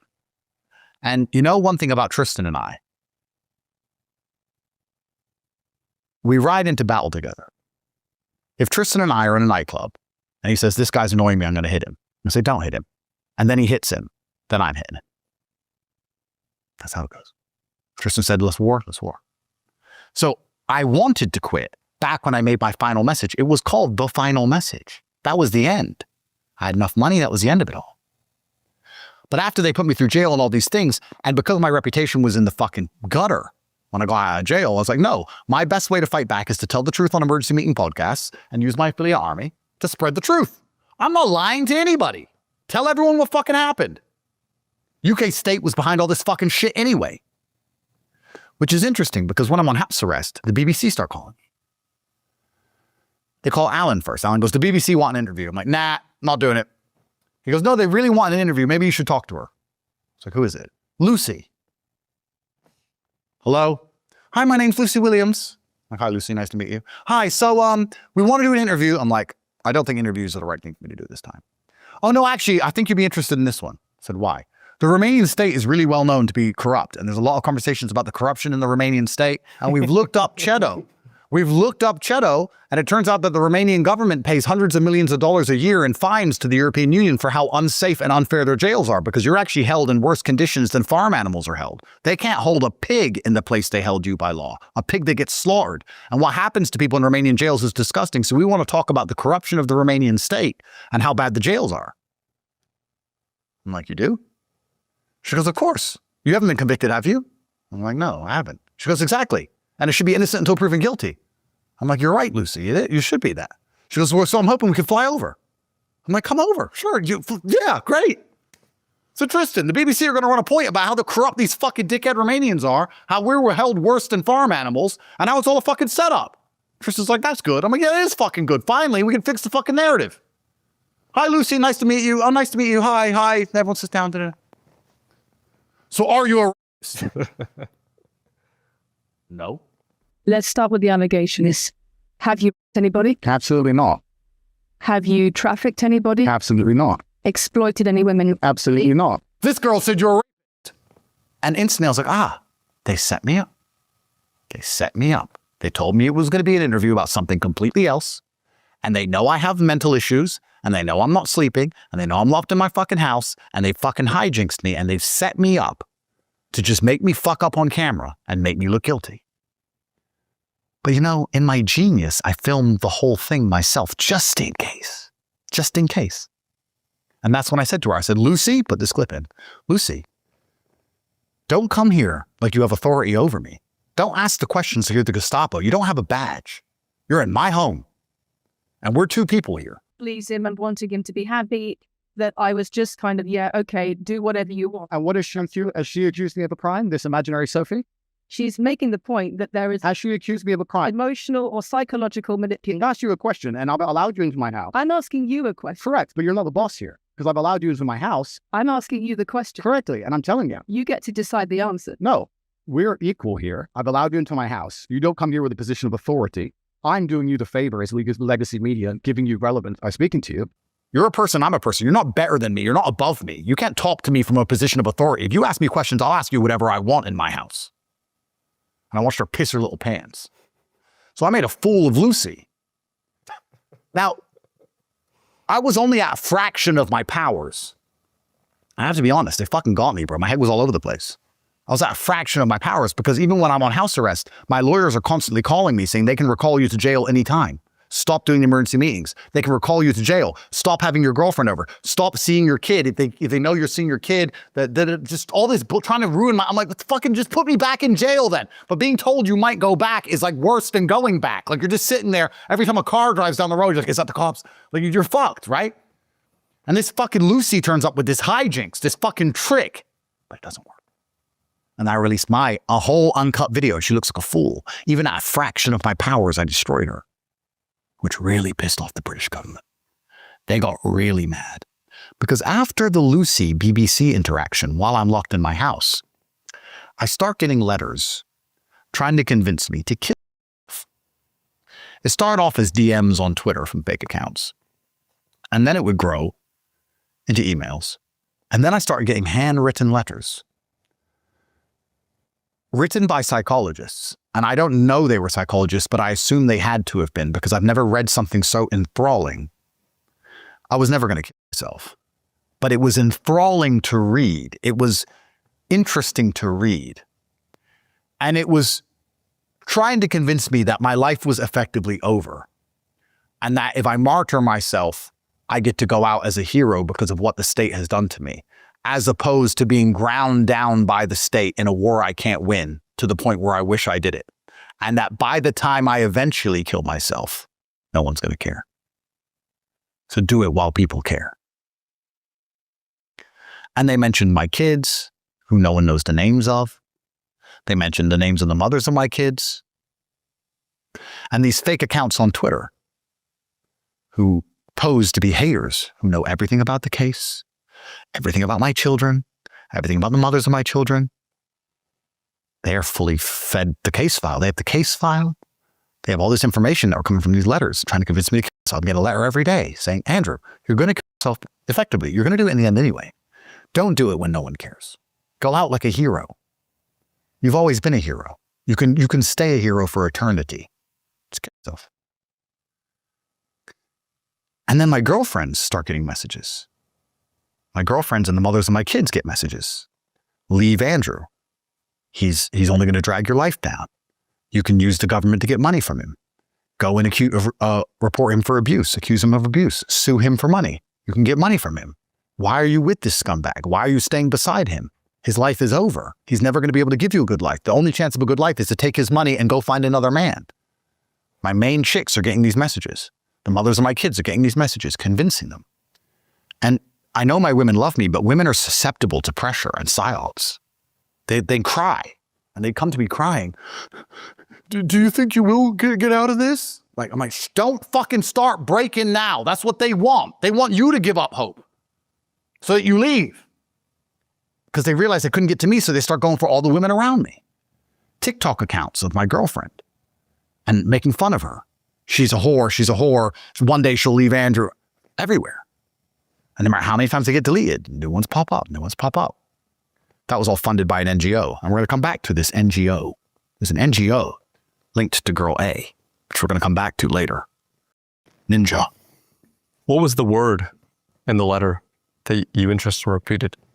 It was different on different podcasts, but I'm going to find one and find you an exact example of it so you can place it here, because every time they'd send me a suicide letter, next time I did an emergency meeting, I would specifically say a word from the letter, an unusual word, so they knew I read it and they knew I was talking to them saying no. I'd say it directly before or after I told them how I was unfucking phased. Because I tell you something, when your progeny, when your grandchildren come up to you and say, why are we brokies, Dad? If you're looking for a group of men who are on the journey to become the kind of men we talk about, and also men who are already at the pinnacle, the highest echelons of masculine accountability and capability, that's what the war room is. All of these systems which are designed to create, good citizens of a respectable society and preserve sanctimonium amongst the populace, actually corrupted and gay. But I'm not going to lie, they got to the women around me. Women around me were more suicidal than I was because they're just under so much pressure. Even like, imagine you got my daughter, you're the mother of my kid, and you're living a normal life. You don't have social media. You're a good woman. You don't go clubs. You don't go parties. You don't have social media. You don't show off. You're a nice, normal woman. And you're getting letters with pictures of with the name of your child and saying your child's life's over and all this shit. Like, what the fuck? This is the British government, by the way, the good guys. This is the good guys doing this, trying to convince women to kill. They didn't tell the women to kill themselves. Trying to convince the women to leave me and take my money because I'm going to kill myself. This is the good guys, the good UK state. The people who didn't give a fuck about the grooming gangs, these fucking scumbags. Because it was all from the government. We're going to get there in the end. That all started after I destroyed the BBC because I beat them in their narrative war. And the entire world is just a battle for influence. That's all it is. And I had more influence than the BBC. You can't be one man with 28,000 fan pages with more influence than the BBC, causing young men to stick up for themselves in a state which is trying to extract resource from the young men and ruin their lives. The average man's life in England sucks. It's shit. They pay taxes. They're losing their country. They can't fucking do anything, go anywhere. They just build the roads, and then they're told they have to go die in addition Ukraine. It's over. Me telling them to stand up for themselves was considered an act of resistance against the enslavement. So the UK government's like, oh, just convince them to kill themselves. And in my darkest hours, I'd lay in bed. I'd fuck my girlfriend and then she'd fall asleep and I'd just lay there and I'd be tossing and turning and I'd be fucking staring at the wall and night sweats and I'd just be a fucking mess. I'd get up and start pacing around my bedroom like a fucking psycho, just pacing up and down my bedroom, and I'd end up picking up one of the notes and reading the letter, just pacing up and down. And it's my stubbornness who was like, whoever wrote this is going to have to explain to their boss why I didn't do it. So, like, they never got close to convincing me because I'm so stubborn, Jack. No matter how suicidal I would have ever felt, I knew my life annoyed them. And that's when I'd read it, and then I'd be up all night, 48 hours, no sleep. And then I'd go into the garden, and there's a video of me on a Bugatti scooter with Tristan in the garden doing circles. Please play the video. It was after that night. I was like, they're checking my social media to see, because I got a new letter today that I haven't posted in 12 hours. And I just had the Romanian news is saying they might have to re-imprison me. And all this pressure's on me, all this heat's on me, and the BBC saying, and the BBC saying bad things, and I'm feeling the heat. They're going to wait and see what the next thing I post is. Fuck you. Fuck you. I'm on a scooter with Tristan. Fuck you. Because I'm stubborn. Now we're making this video. I'll be honest, it was getting to me. But I don't believe in mercy. I don't believe my enemies are ever going to have mercy, so I don't ask for it. My dad didn't raise me that way. I wasn't raised to believe that if you're weak enough, people will feel sorry for you. I don't believe that's how the life works. I don't think if you go in front of your enemies and go, I'm a little bitch, please, that they're going to do anything other than destroy you. They're going to destroy you anyway. That's when they double down, usually. Of course. I'm going to fucking do it. Why did you read the letters so many times? Because they were so well written. They were so well written, Jack. It was a beautiful use of the English language. It was beautifully written. It was convincing. It had all the trigger points. My masculinity, my ego, how I'll be a hero, how we all die in the end, how my life's already over, how it's better for the people I care about, how it's going to be good for my image. Like, it had all the psychologists did a great job. They profiled me. They watched my stuff. They wrote it all down. All the group of fucking psychologists in MI6, GCHQ, they did a fucking great fucking job. It was flawless writing. Do you have a line? I have a letter. And I'll make sure you get one. Leave it to me. Because they're in a secure location in case something happens. But I'll make sure you get a letter. And you can read the whole thing. So then I'm in my house, 6 months of house arrest by now. And let's analyze the battlefield before we move on to the next stage. I've been to jail. They failed to keep me in prison because of one honest judge. I'm now on house arrest. I'm telling the truth. Nobody believes them anymore. The victims are on my side. I have more influence than them. I've destroyed the BBC. They're trying to starve me out. But they keep asking me, and the prosecutor keeps asking me, drags me into DCAT office, which I'd have to go to once every couple of weeks and say, you're on house arrest. By Romanian law, on house arrest, you have to explain how you're feeding yourself. Where's your money from? It's like, oh, Alan lends it to me. I'm in debt.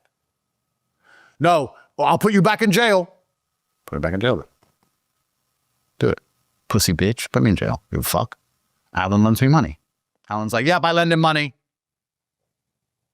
Where's your money? Where's your money? Where's your money? Because remember, human trafficking, but they beat the girls in my house up and ask about the Bugatti. Yeah, human trafficking, right? Fucking stealing. So I wouldn't tell them where my money was. So they're trying to starve me out. And if you actually watch, I don't know if you remember, back then, eventually, house arrest ends. They said house arrest is over. And I put a video up saying, my first free day from house arrest. But I've decided to stay in tonight. Didn't even leave the house on my first day free. Had a nice dinner with my friends. And the next day, my brother and I got a brand new Porsche GT4 RS and a McLaren 765 LT in purple delivered to our house. Why? Rich and shit. They got fucking mad. So we had those cars delivered on our first day and start driving around Bucharest. Alan calls me, DCAT wants to see you. Like, surprise, surprise. We go to the DCAT office. Where are these cars from? I rented them. They're not rented, so they're not mine. Run the number plates. Some genius, some fucking genius started a rental company in Portugal and bought a bunch of assets under this Portuguese company. And he was so nice, he'd rent them to me for €1 a week. What a nice guy. Never met him. Don't know his name. So they're like, well, we need to talk to the rental company. I'm like, go Portugal. Fucking, I'm just renting the car. Here's my rental contract. €1 a week. They get fucking angry because they know we still have money. And that's all they want, the money. While this is going on, there's DDoS attacks on the school every day. School under attack. But I'm now almost, Jack, I first got arrested in April. Then I had those 3 months. And then I went to jail in December. It's now July of the year after. I got out of jail in March. It's now July, August. It's been nearly a year since my deletion. And I'm still as big as ever. And after the year, I'm like, this must be coming to an end. One night, I'm in my house and police turn up. But not armed like the last time, not full SWAT, just a normal police car. We have to talk to you. My security by now has been improved. I have like 10 dudes with guns. One of them comes in and goes, police are outside. They say they want to talk to you. Do you want to go? Or are we going to fucking have a shootout and make a big issue? I'm like, look, I'm a peaceful man. See what he wants to say. I go out there and he goes, Andrew? I was like, yeah. He goes, I want you to know I'm a fan and I respect you a lot. So I thank you very much. He goes, but I need to take you to the station. I said, why?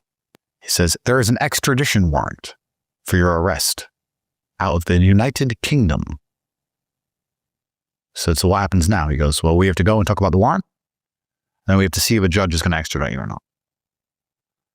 And I was like, okay, so I go to jail? He goes, only for 1 day. I was like, why 1 day? He goes, because either they don't extradite you and you go home, or they do extradite you and you go to England. And you know what? I actually kind of felt relief. I was like, oh, so I might go England and all this Romania crap's over?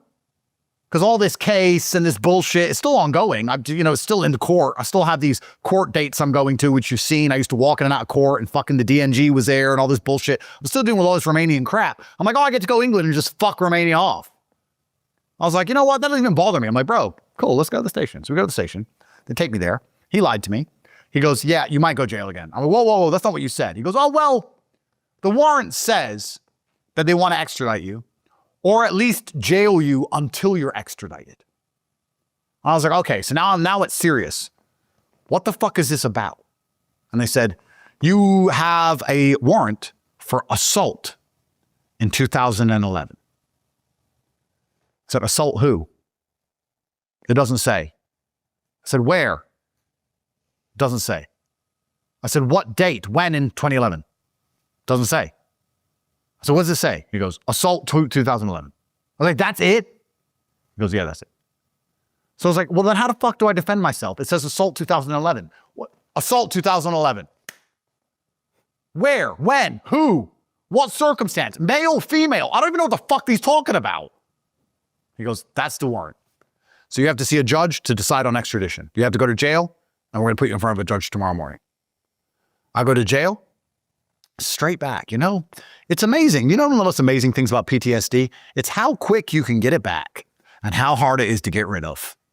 You know, it stinks. When I went back in that cell, it was just like, I'm fucking back. I thought, I'm back here. And in my paranoia, I was like, I'm never going to get out. It's going to be like last time where they say I'm going to leave after a day and then I'm stuck here for months.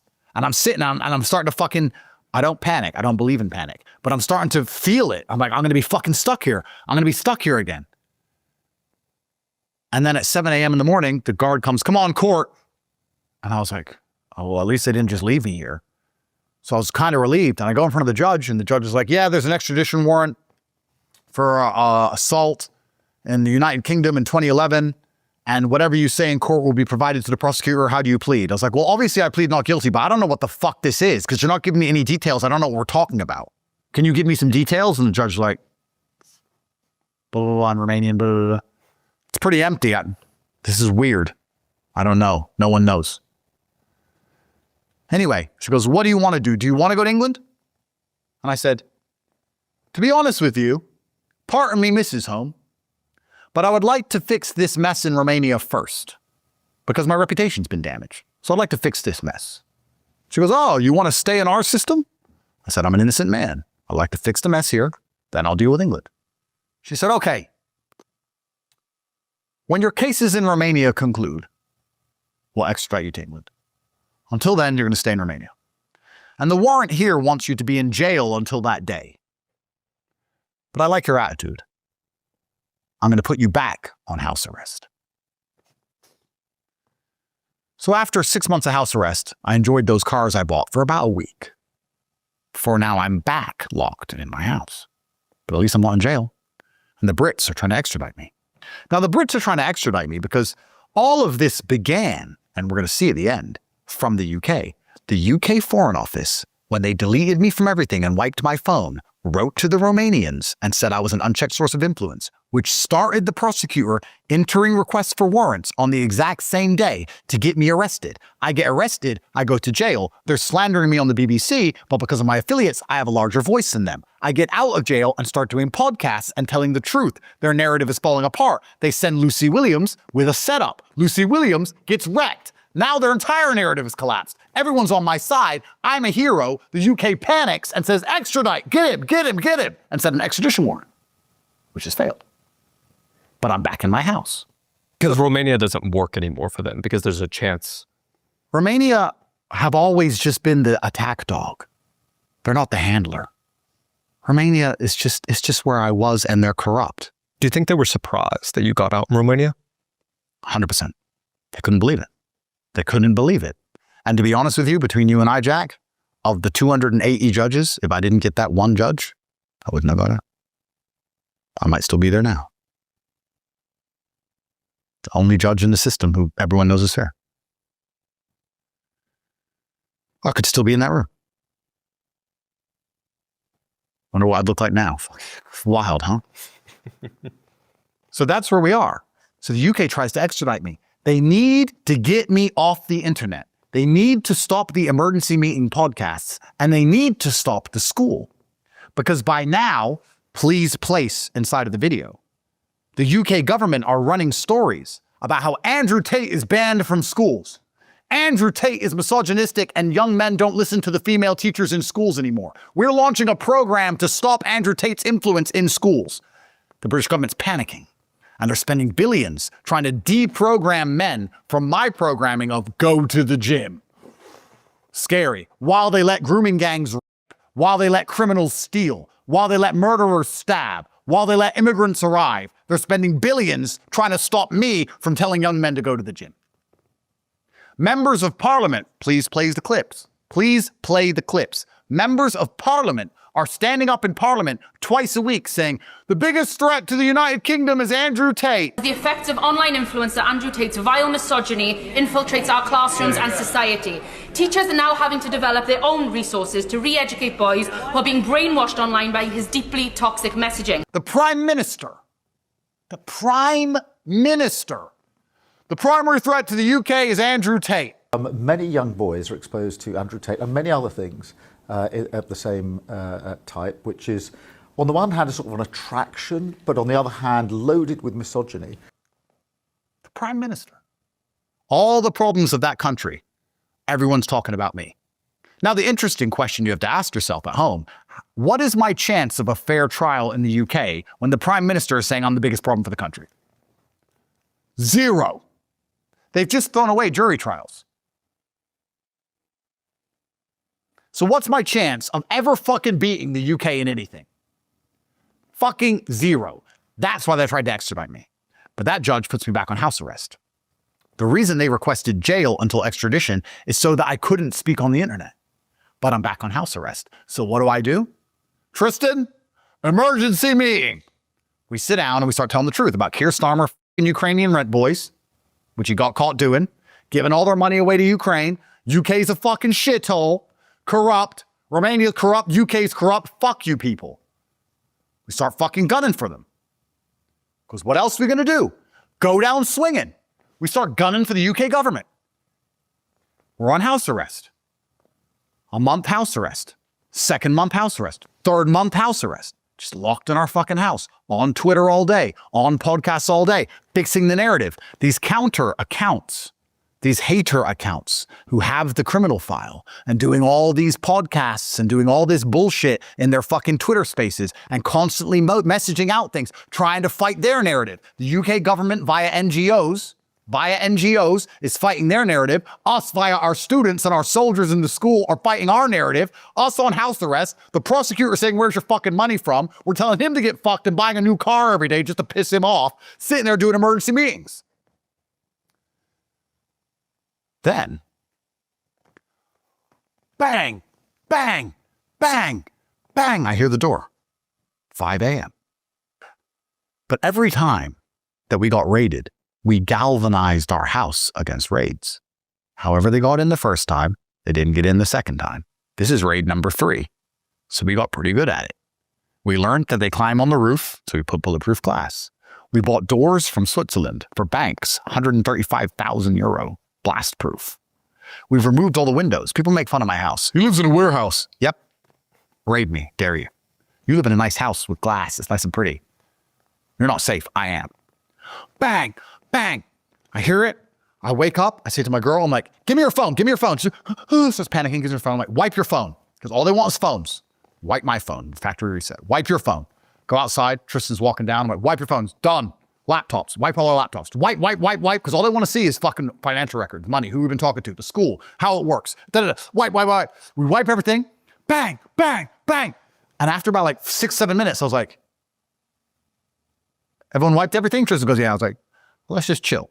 So we go in our cigar room. We sit there. I say to my girl, coffee. She goes and makes us 2 coffees. We get a cigar. We light the cigars up. And we're watching on our screen, on the cameras, 30 police outside with the fucking baton, and they're taking turns. One will go till he's tired, pass on to the next one. And we sat there with our coffees, smoking our cigars, saying, we're so fucked, bro. Tristan's like, I know. I'm like, we're going back, aren't we? He goes, 100%. This is to be the 3rd time. There's no way we can keep getting out. They're going to fucking bang us up. I was like, I know. What are we going to do? He goes, it's a Matrix attack. It's got to ride it out. It's you and me. Always going to be you and me. We have to find a way to get into the same cell. We got to do the blood pressure trick again. Got to eat raw coffee, do the blood pressure trick. I talked about that on Patrick Baby to put that in. And then I said to Tristan, I whispered in his ear, I was like, they bugged this cell. Let's prove it. So we started talking about Ireland. I said, I wonder if they found the assets in Ireland. They took everything in Romania. I wonder if they found the assets in Ireland. We talked about it for about a week, and then we saw it on the news. Investigation expanded to Ireland. Neither him or I have ever been to Ireland in our lives. Never been there. No connection to it. So I was like, look, told you. I was like, yeah. So we continued to talk shit. So that's why they put us together. So we had to kind of develop sign language in the cell. So we didn't talk very much because everything was being listened to, right? Get back in the same cell. We'll do our push-ups and just keep fighting. This is the fucking Matrix, bro. We're an enemy. We're an enemy to their enslavement, and this is what it is. I was like, yeah, you're right. Having our coffee, smoking. After about 50 minutes, they still couldn't get in. Hi, Romanian police. Not many people know that they couldn't get in my house. Bang, bang. After about 50 minutes, it stopped banging, and we watched on the cameras, and they were all just standing around outside, flabbergasted. Like, we can't get in this guy's house. They climbed all over the roof. They tried to break the bulletproof glass. They tried to break the front door. They couldn't get in. So I'm sitting there, and then we see a big yellow digger, like a big JCB, like an excavator driving down the road. And I said, Tristan, they're going to knock the walls down. They're just going to ram through the walls of the house and come in that way. Tristan goes, well, that'll be funny. And I said, yeah, but do we really need to have our house destroyed? Our phones are wiped now. We've had our coffee. We've had our chat. We're mentally prepared. Let's just open the door. Tristan goes, they're going to be so pissed. I was like, I know, bro. And then my girlfriend goes, I'll open it. It's like, really? She goes, yeah, I'm a girl. I'll just smile and try and like diffuse them. And, you know, I'll make some coffees. And if I'm holding a tray of coffee and I open it, maybe they won't grab me. I'm like, I can't really let you do that. Like, this is a brave thing. Let the men do it. She goes, no, you guys are brave enough. You're about to go to jail and I'll be free. And just let me open it, please. I'm like, all right. She makes this little tray of coffees. She goes to the door. She presses the button. It's a button and all goes, unlocks. Hello? And I expected them to rush her. And I told her in advance, don't think less of a man of me if I don't start trying to kick the fuck out of these guys when they rush you, because that's what they're going to do. But that just gets me killed. Like, I'm warning you in advance. She's like, no, it's okay. But they didn't rush her. When she opened the door, they were like, we're coming in. She's like, yeah, of course. I moved. She goes, want coffee? And one of the guys on the way through actually took a coffee and goes, thanks. And they walked in. And I was like, sorry, guys. Didn't hear you. And he goes, those are some good doors. And I said, criminals can't afford those doors. Don't worry about it. You'll get the other criminals, but we're innocent. And the guy said to me, the guy in SWAT, you know, I've never raided someone's house 3 times. I was like, no? He goes, first time it's ever happened. I don't know who you've upset. So they weren't even mad at us because they knew it was a setup. The police knew, but they're just the muscle, bro. If you don't understand the justice system, you have the detective who does the idea of why you're guilty. You have the judge who decides if you're guilty or not. And then you have the hitters, the muscle guys. They're just like garbage collectors. They don't make the garbage. They just collect the garbage and take it where it's supposed to go. They don't know anything about your case. They don't know why you're there. They don't know the evidence. They're just told, here's an address, standard protocol, steal the money, drag the guy to the office. That's all they do. They don't know anything. So the officers with the guns and shit, unlike the first time where they kicked the fuck out of me, this time we're nice as pie. They're like, we don't know who you've upset. We were talking around the office. This is some bullshit. I was like, I know. He goes, bro, I feel sorry for you guys. We think you're good guys. We don't know what's going on. So no hard feelings. I'm like, bro, we know you're just doing a job. It is what it is. And it was quite a friendly interaction with the muscle. But then the decot detective walked in. He's a fucking dickhead, this guy. He thinks he's a tough guy. He thinks he's hard. And it's just like, bro, you're surrounded by armed men with guns. You are not tough. People talk to you like you're tough because you're with them. You're a bitch. And if I got hold of you by your neck, you'd be fucked. And you know it and I know it. Shut up. So he walks in. We are here again for human trafficking. I'm like, bro, you're a fucking idiot, bro. I'm like, you're an idiot. Again? We've been over this 3 times. There is no human trafficking. We will see what the judge says. Start stealing all my shit again. Just like last time. Stealing all the watches, which I bought for the 3rd time. This nice diamond, this big fat diamond AP. This is my 4th one. 3 of them are in decot possession today. They still have them. Start stealing all my shit. Stealing my watches. Stealing my gold. Stealing my cash. Stealing all the cars. Again, we had a nice driveway full of cars. Stole all that. Went through our entire fucking house. Stole everything. Drag us out in front of the media. Can you bring the car inside the gate? No. Mr. Tough Guy Decot Detective. All the real muscle, all the real men showed me respect. Because warriors respect warriors. But this bitch person who wants to be a warrior, but he's a little fucking punk, he's disrespectful. It's like, it's weird how that works. It's weird how big men can respect each other, but the little pussy wants to be a tough guy. I won't say his name, but he knows exactly who I'm fucking. He knows who he is. It's a fucking punk. So this dickhead starts taking our cars, and we say to him, They're not our cars, bro. They belong to a rental company in Portugal. If that's true, why have you paid to modify them? I have the receipts here where you've upgraded every car. Nobody upgrades a rental car. It's like, I just had money to spend. I don't know. Well, you've upgraded them, so I will tell the judge that they're your cars. Okay, jackass. So he takes all our shit. We go back to jail. The funny thing about PTSD is, it's amazing how quickly it comes back and how hard it is to get rid of. I'm back in the cell. And I'm like, you know, that was the first time I will admit to you, Jack, that my impenetrable armor, which I had been relying on all of this time, through the jail, through the attacks, through the assaults, through the company getting closed down, through the fact that my mother had a heart attack and I couldn't go and see her in England because I was on house arrest, through the fact I couldn't see my children, through all the endless war all day, every day, through in and out of jail, the PTSD. That was the first time I was like, I might be out of power.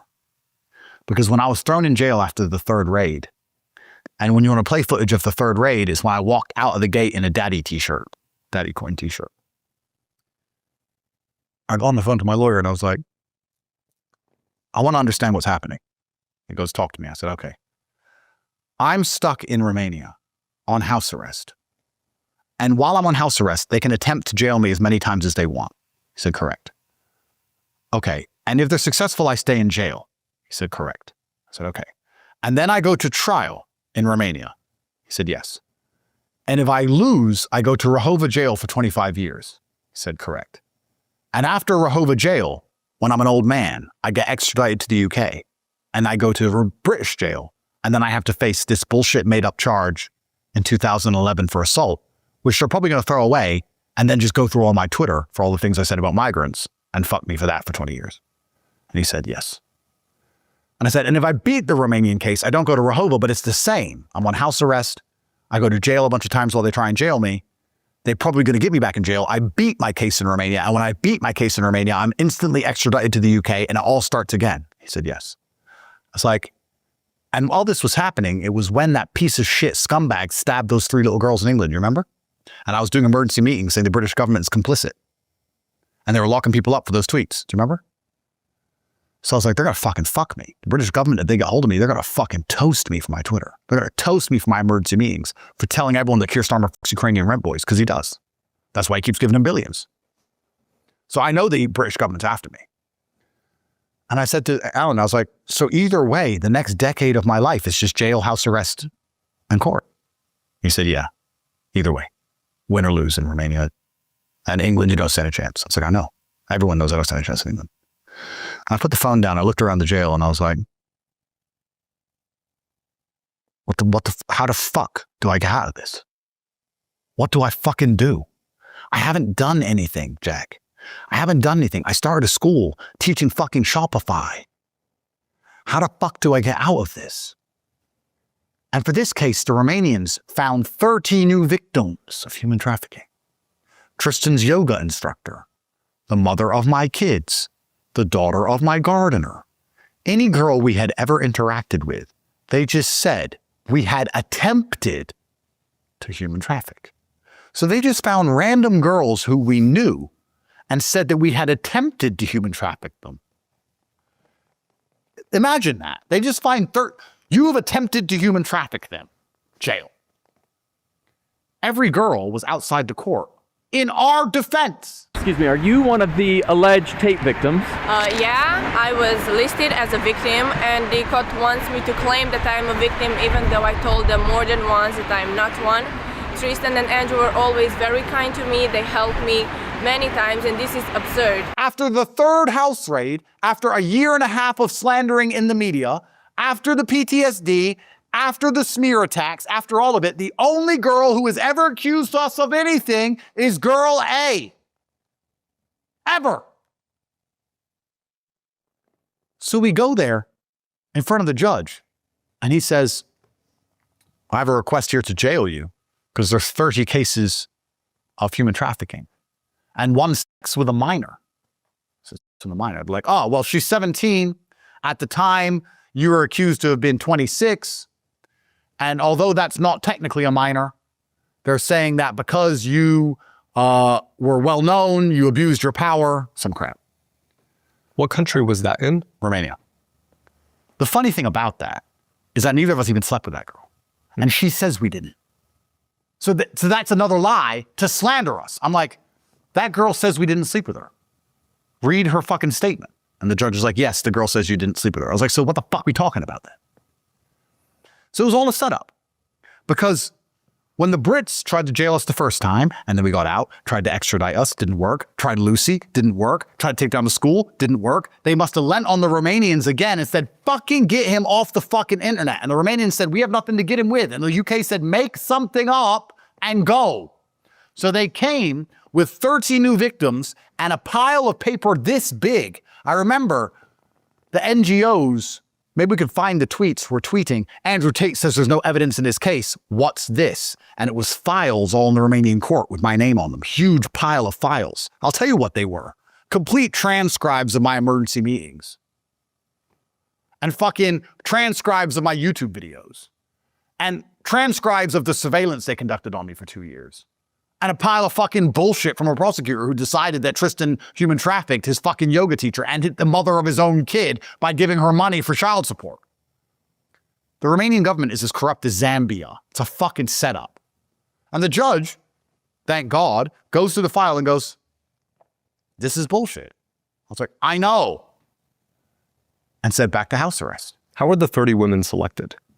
They were literally just anyone they could find proof of a financial transfer or a text message between. Any text message, even hello, hello. But they never got our phones because we had wiped our phones.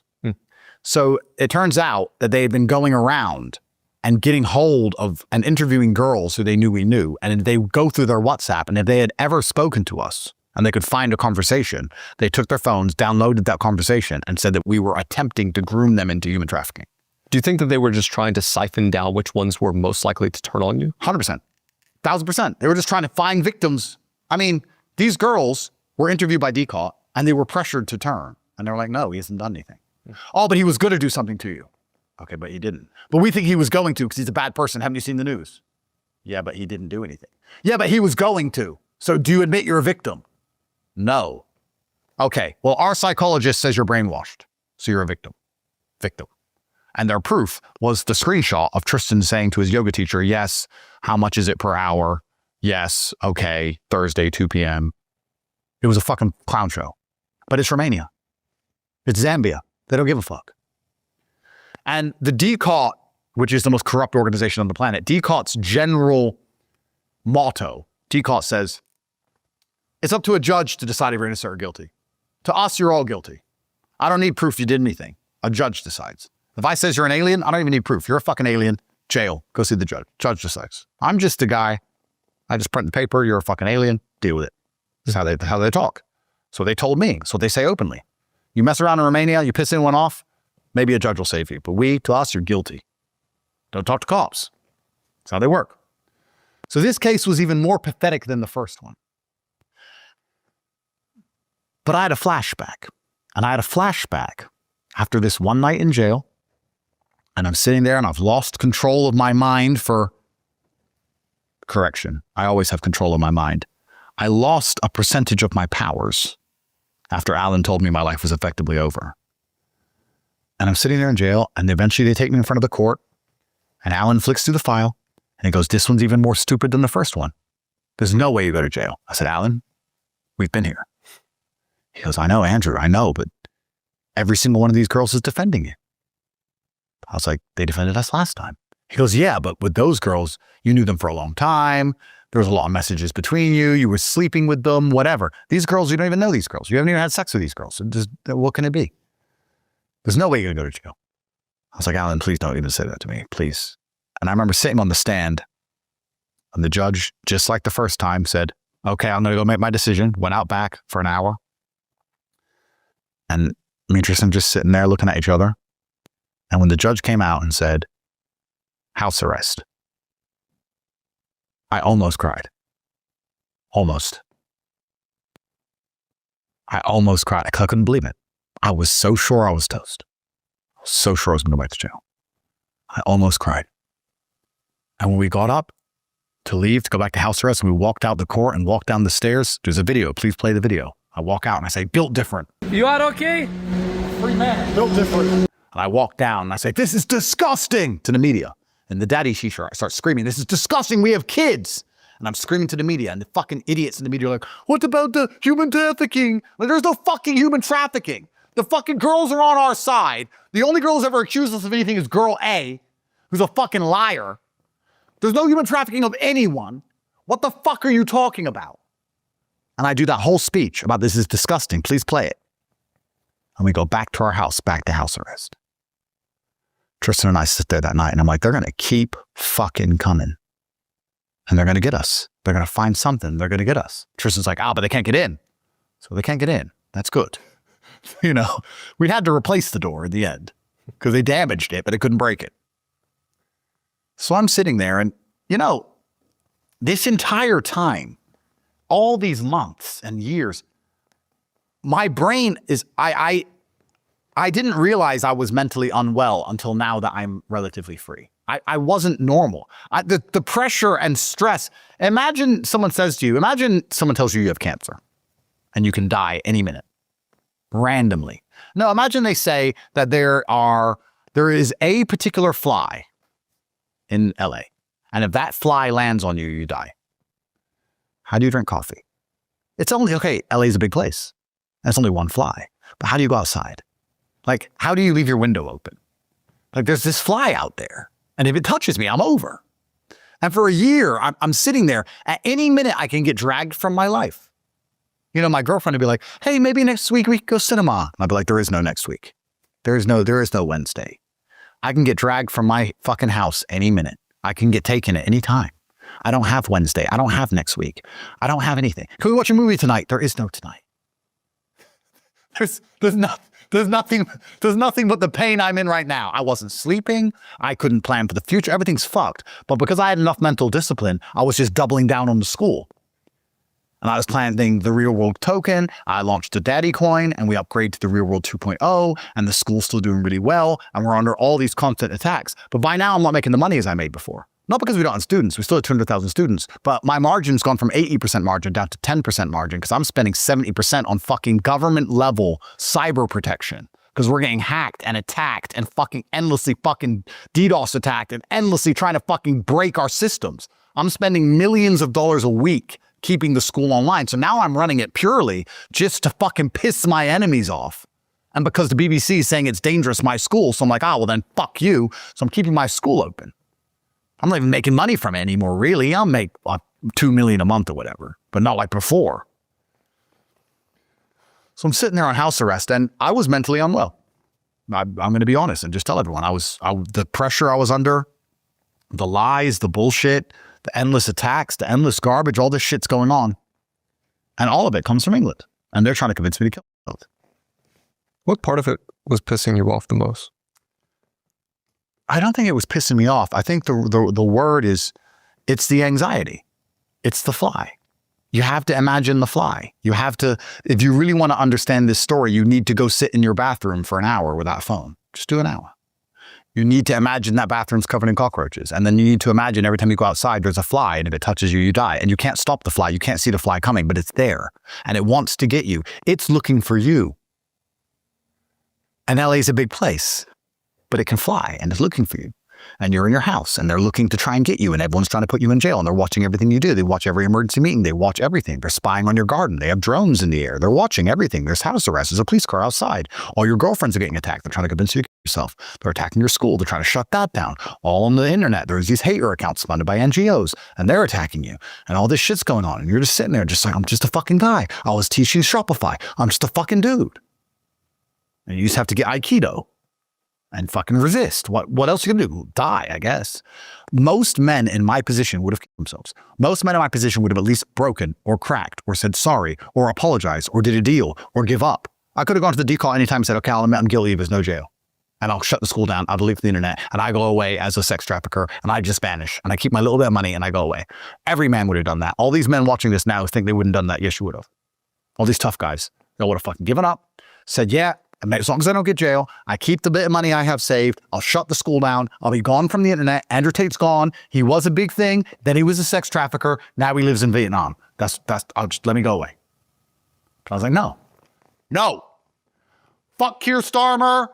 Fuck the Romanian government. Fuck the Matrix. Fuck you. No. Because I was fighting them and they were frustrated. And I like to believe that as much as I was suffering, my enemies were very frustrated with me. We said in our last podcast, I said sarcastically in a hyperbolic way about an imaginary scenario where someone came to me and said, we know you're not a bad person, Andrew. You have these ideas, but not everyone's smart enough to understand your ideas. And some young men are going to misunderstand your ideas and they're going to hit their girlfriend or they're going to do something bad or kill someone. And we just want to have a nice, safe society. And if you just change the way you talk about certain things, we know you don't want anyone to get hurt. Those were real conversations. I was offered to disappear. And it's funny because they would hint. They would say, you know, you were offered this before in a more favorable scenario, which was the sponsorship contract. You didn't want it. Why don't you just go away? Just fuck off. Just go away and all of this will go away. If you go away for a year, no one's going to care about the case when it gets dropped and it's all gone. Just go away. I wouldn't do it. I was like, no, you started this. You started this. I had a fucking Shopify school. You started this because I got too big. I was saying the right thing. I was doing good. I was helping young men make money, helping them resist enslavement, helping them avoid student debt, helping the fucking world because I'm a good guy and you're a piece of shit. I became your enemy, but I'm still the good guy. You started this fucking fight. We're going to see it through to the fucking end. Fuck you. Not until the BBC says, not guilty, Andrew Tate was innocent, and the Romanian state owes him $1 billion in reparations. That's what I want. That's the fight you fucking started. Because my mind's fucked, Jack. You fucked up the only thing I have, which is my mental fucking health. No car matters when your fucking mind's gone. No money matters when your fucking mind is gone. You've taken the one thing from me that can make me fucking happy. So you know what? I'm not going to kill myself. You have to kill me. You want me dead, then you have to fucking do it. I'm not going to make it easy for you. You have to kill me. And that's why I decided to fight them. Not because I'm brave, and not because I believed I could win, but because I was just ready to fucking lose. I just lost it. So I was like, fuck you. So you said no. When Tate told me, so Tate took me into their office and they said, after the first raid where I didn't manage to wipe my phones, they had my phones from the first raid. And they said, we're prepared to drop everything. Make it all go away. But we need to get access to your phones. I said, why do you need to get access to my phones? We're going to drop everything. Like, oh, we just need to thoroughly conclude our investigation. And we'll give you some paperwork now in advance that you have immunity and everything's going to be dropped. It doesn't matter what's found in those phones. It doesn't matter if it's cocaine. Even if you've moved cocaine, the other guy will get in trouble, but you won't. But there may be some other people around you or whatever. Maybe they'll get criminal cases, we'll be honest with you, but you will be immune if you just open your phone. And I said, how do I know this is true? How do I know this is real? They're like, this is real. You're going to have to shut up on the internet. You're going to have to be quiet. You're going to have to go away. Your case is going to go away. You need access to your phone. Here's the deal. You're going to stop doing your emergency meetings. You're going to stop talking about it. You're not going to tweet. We're going to wait a year and a half. What I believe they were doing is giving me immunity in Romania, and then they were going to give the phone downloads to the Brits. That's what I think they were going to do. And the Brits were going to fuck me. That's what I believed. But they were telling me that you're going to be immune in Romania, and it doesn't matter what it is, all your case is going to go away. I remember sitting there going, I don't believe you. I want to do it, but I don't believe you. Like, why you don't believe us? We'll give you a paperwork. I'll give you contracts. Like, I need to trust my lawyer, and the paperwork needs to be bulletproof. I'm like, okay. So for 3 weeks, Alan and Tate are negotiating on this paperwork, on how to get the exact paperwork that I'm happy to sign, that my case will be dropped and everything will go away if I give up access to my phones. Back and forth, back and forth, back and forth. And every time Alan will go, you happy with this? I go and complain about this line. I just being a fucking headache for like a month. Because when they took my phones, by Romanian law, you have to tell them the password. So the first time they raided my house, they got my phone, they said, it is the law that you must tell me your password. If you do not tell me your password, you get an automatic 2-year jail sentence. And I said, well, I'm not denying give me my password. I'd love to give you my password. Unfortunately, because this is a stressful situation, I forgot. I don't remember. Tell us. I'm sorry, sir. I have forgotten. I don't remember. So I can give it to you. Because they can't prove in court that I remember it. They can prove I said no. I didn't say no. I forgot. And I don't have a number password on my phone because I'm not a dickhead. I have a nice long multi-character, 40 character long, exclamation marks, fucking dashes. I got my whole fucking lot. You can type it. I tested it on one of those password testers. They're like 4 trillion years. Because everyone thinks the police have magic powers. They don't. They can just brute force a phone. That's all they can do. They plug it into something called Cellbrite. This is for all the people at home. They plug it in, and then it overrides the automatic lockout, and then they can just attempt passwords on repeat until they get in. So if you have a 4-digit number password, because they get unlimited attempts, and because there's not that many opportunities, or not that many combinations, they'll get in an hour. And if you have a simple word, they'll get in an hour. But if you have a password like mine, 3 trillion years. Space aliens will eventually read my phones. Because I'm sure they're still trying. Go for it. But I forgot the password. It was stressful. It was a stressful time, Jack. So we're doing this paperwork. Eventually, after I've nitpicked every single thing, they bring me in there. And I'm like, okay, let's go over this again. They said, okay, here's what's going to happen. You're going to be given immunity in Romania for anything that's found on that phone. Your current case is going to be dropped. You're going to be quiet on the internet. We're going to let all the media buzz die down. All of this is going to go away. And when everything's over and no one cares about it anymore, your case will be dropped and you will not go to jail in Romania. And then you can go deal with your English problem. But for the next year, while your case is nice and quiet, you get to live in Romania. You don't get extradited, live a nice time, stay in Romania. You won't be allowed to leave the country, but you'll stay here. And then when no one talks about it, we'll drop your Romanian case, and then all your British problems, we have nothing to do with them. We're Romanian prosecutors. It's like, okay. And that's the truth. Like, yeah, that's the truth. Because it took a whole month to sort these papers out.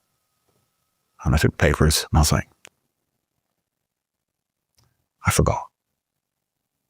I threw the papers back. I forgot what? I forgot my password. Sorry. Can't give it to you. I don't remember. And the rage on their faces, because I had wasted an entire month of their life signing these papers back and forth, promising them that I'm going to give them what they wanted. And they're like, you know, we could put you back in jail. It's like, for what? They're like, interfering with police, some garbage, interfering with police process, something. I was like, my friend, whether you put me in jail or not, I forgot. And they didn't do shit. I went back to house arrest. That's how I declined their fucking offer. Fuck them. They started this war. Did you realize a lot of people don't think about, I guess, in game theory, like you have like masters of the game and you are someone with, I guess, elite pattern recognition that defected, you know? And you might have assumed at the time, or at least thought, like maybe there's a chance that they'll actually let me go, but it never makes sense for the game masters to actually let someone who's outside of the system go. Of course. Of course. I sat and thought. My thinking at this point is this. I'm toast. And I'm fighting this war because they begun it, and I'm fighting this war because I've lost my mind. And I've lost my mind because of the pressure I'm under. And the reason I know I'm toast is very simple. If the Romanian state don't find me guilty, they owe me $1 billion. They destroyed my school. They destroyed the image of the most Googled man on the planet. They've unfairly imprisoned me 3 times. I spent 3 years locked in my house. I didn't see my kids. My mom had a heart attack. I couldn't see my legal counsel. I was in a jail, which Romania pays hundreds of millions of dollars a year to the European Union in fines for the unfair treatment of prisoners because it's worse than pigs are kept in farms. They owe me $1 billion. Are the Romanians going to let me go so they have to pay me $1 billion? Let's all be fucking smart here. No. Why the fuck would Romania let me off? They'll just find me guilty. It saves $1 billion. They're not that rich, bro. It's a poor country and it's a corrupt shithole. It's got the same judicial fucking integrity as Zambia. You think they're going to let me go after I'm on emergency meetings calling them corrupt and then pay me $1 billion? Never. So I, this entire time, am struggling mentally because I believe that it's over. But I have come to the conclusion, like a kamikaze pilot, that it's going to be a beautiful death. I don't think I'm going to win, Jack. It's just going to be a beautiful death in a big fireball. Glory for Japan. I think it's over. I don't believe in victory on any level. Neither does Tristan. And we talk every day about how we're glad we get to die together. That's it. So after the third arrest, and I come out and I scream, "This is disgusting," in the cameras, we go back to house arrest.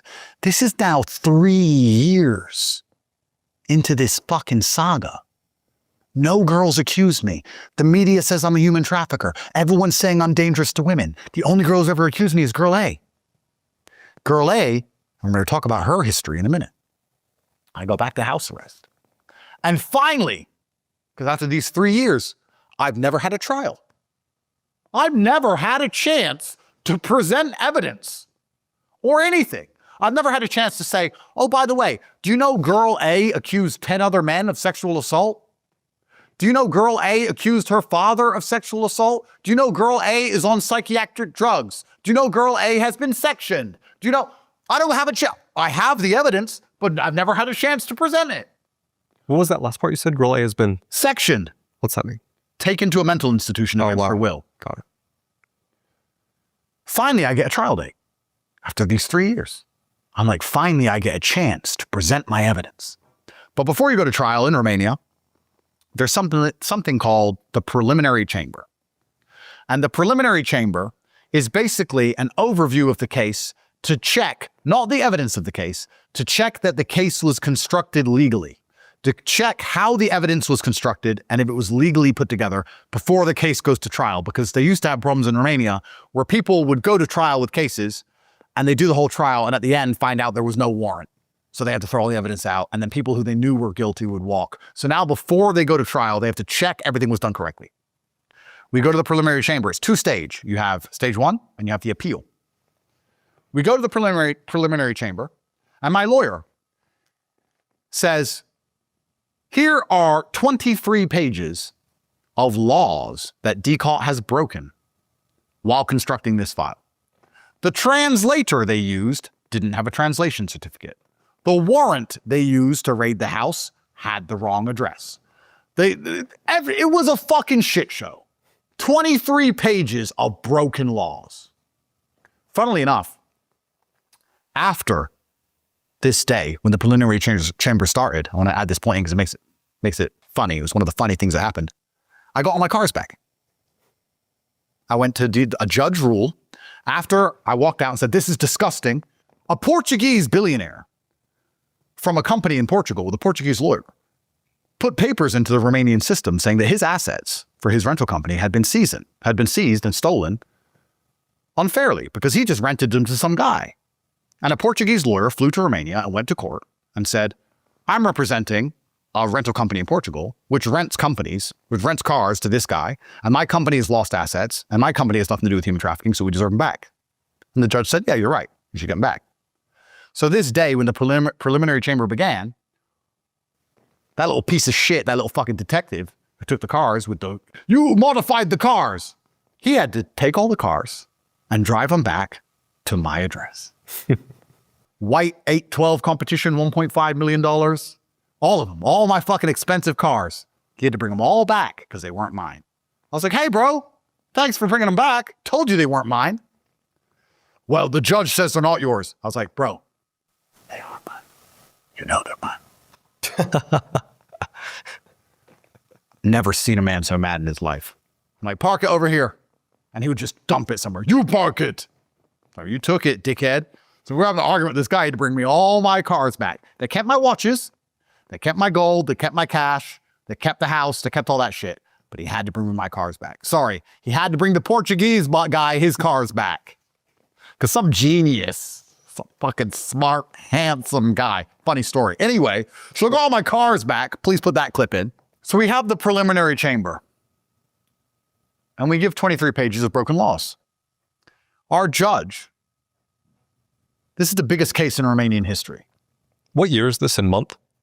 This will be after the daddy arrest jail time, 2023 September-ish. So right when we did a podcast and you went to jail. Correct. I went to jail very soon after our podcast, didn't I? That was after they got me again. Yeah. Yeah. So Sorry about that. yeah, no, it's just hard for me to remember the dates of it all and when I was free, when I was out. because I was like out and then back and then out and then back. So I get put back in house arrest. We go to the preliminary chamber. This is the biggest case in Romanian history. And our judge, it's her first ever case. Some brand new woman, younger than me. It's her first ever case. No, I think before that she was dealing with traffic tickets. And now she's dealing with the Andrew Tate case. I'm like, that's suspicious, isn't it, Alan? Why would they give this case? He goes, oh, it's a lottery system. I'm like, which move would be good for her career? To help us or to fuck us? And he's like, well, to fuck you, of course. I'm like, okay, great. Did you have a disproportionate amount of female judges? Yes, but the woman who let me out was a female. So I can't say anything bad about that because the first time I got out of jail was a woman. And plenty of men fucked me. But then the second time, it was a panel of judges. No, it was a panel of judges the first and the second time. The third one, when I got arrested in the daddy t-shirt, was a man. And the man said no jail, house arrest. He was a man. But anyway, this young woman, I'm like, okay, well, she's a judge. So she's done her job, whatever. We give her the 23 pages of broken laws. I say to Alan, what's our chance of beating this in preliminary chamber? He said 100%. So why? He goes, there's no way. They didn't have a warrant for the things they did because they had the wrong address on the warrant, which means anything they took from the house, they can't use. Their translations, the translator they used, didn't have an English degree. The girls who they're saying are brainwashed by the psychologist never met the girls. The psychologist signed a piece of paper saying the girls she had never spoken to are brainwashed. He goes, this is the most garbage ever. Of course you're going to be preliminary chamber. I'm like, Alan, you said this a lot. He goes, but last time I said it, you didn't go jail. He goes, at the beginning of all this, when they set you up, there was all this heat. Now everyone knows you're innocent. Everyone in Romania knows, everyone on the internet knows, everyone knows you're innocent. They can't stitch you up like they did at the beginning and put you in jail. They can't stitch you up anymore because everyone knows you're innocent. And last time I said you weren't going to go to jail, and I told you that case was bullshit, you didn't go to jail. We're going to win the preliminary chamber because they've broken every law. And I'm like, why did DCOT break the laws? He goes, they probably were told to do it in a rush, probably hastily. And also, he said, I'll be honest with you, in the Romanian system, often they do break laws. But in the end, they get the payoff. He explained that in Romania, though, DCOT will break a bunch of laws to get a drug dealer. And then they'll go to the judge and say, okay, we broke a bunch of laws, yes. But here's the thing. You want to let him out? And in Romania, they'll overlook the broken laws because they have to. He goes, but the problem with you is they broke a bunch of laws to find human trafficking and all the girls are on your side. There are no victims in this case. I can say that DCOT is trying to manipulate the girls, saying only what is beneficial to them. So they thought, well, we'll just hastily throw this together because Andrew's on podcasts like Fresh and Fit talking about pimping. Having sex was the easy part. That's when the game starts. That's when the game starts. Now I need her to quit her job, leave her house, move in with me, work on webcam, do as I say, share me with other women, and give me her money. That's the hard part. And that he has all these women and that he cheats on these girls. And then when we throw together this bullshit case, we'll get all these girls and we'll pressure him saying, Andrew's a cheater. He cheats on you. Why don't you say you're a victim? But every single girl's defended you. He goes, they've never had this before. Normally when you say to a man's girl that he cheats, she rolls. Your girls are like, I love him anyway. They've never had this. He goes, so they haven't got the claim. And that's why the fact they broke the laws matters because they don't have the payoff. So don't worry about it. So we go to the preliminary chamber. We spend a few weeks with this nice young judge and we explain everything to her. We give her the pages of broken laws and then it comes back. Case is fine. Proceed. And even Alan said, this is a bigger stitch up than your initial jailing. This is a bigger stitch up. This decision is more corrupt than your initial jailing. No one can get through preliminary chamber with a case this bad. And their plan was exactly what I described. Break every law, do it in a rush. UK said hit me. Come up with some crap, raid my house, do whatever it takes, base it on lies, and then get enough girls in a room. Because you know what they did with all the girls they interviewed? They had a leaderboard. All my girlfriends, they had a leaderboard. And they went through all my bank accounts and all my bank transfers and everywhere I'd ever gone on holiday. And they had all their names. So imagine they're bringing a girl. Let's make up a girl. Anna. Hello, Anna. Hi. We're here to talk to you because you're number 7 on Andrew's list. What's Andrew's list? Number one is Mary. He's given her $400,000 and he's taken her to Italy and Croatia and Spain. Number two is Bethany. Bethany had $385,000 and he bought her a car. You're number seven because he bought you a handbag on your birthday and he did take you on one holiday, but you can see that financially, because Andrew's a criminal and all his money is financial crime, financially, you get a lot less than the other girls. So did you know that he didn't love you and you're so low down the list? And it's fucking smart as fuck because women love money. These girls were so mad the other girls got more money. They'd leave the decot thing and call me. I'd be like, what happened? Why did you buy her this? I'm like, whoa. This is my life. My life is on the line. Stop. What did they ask you? Yeah, but you bought that bitch a handbag. I'm like, what the fuck?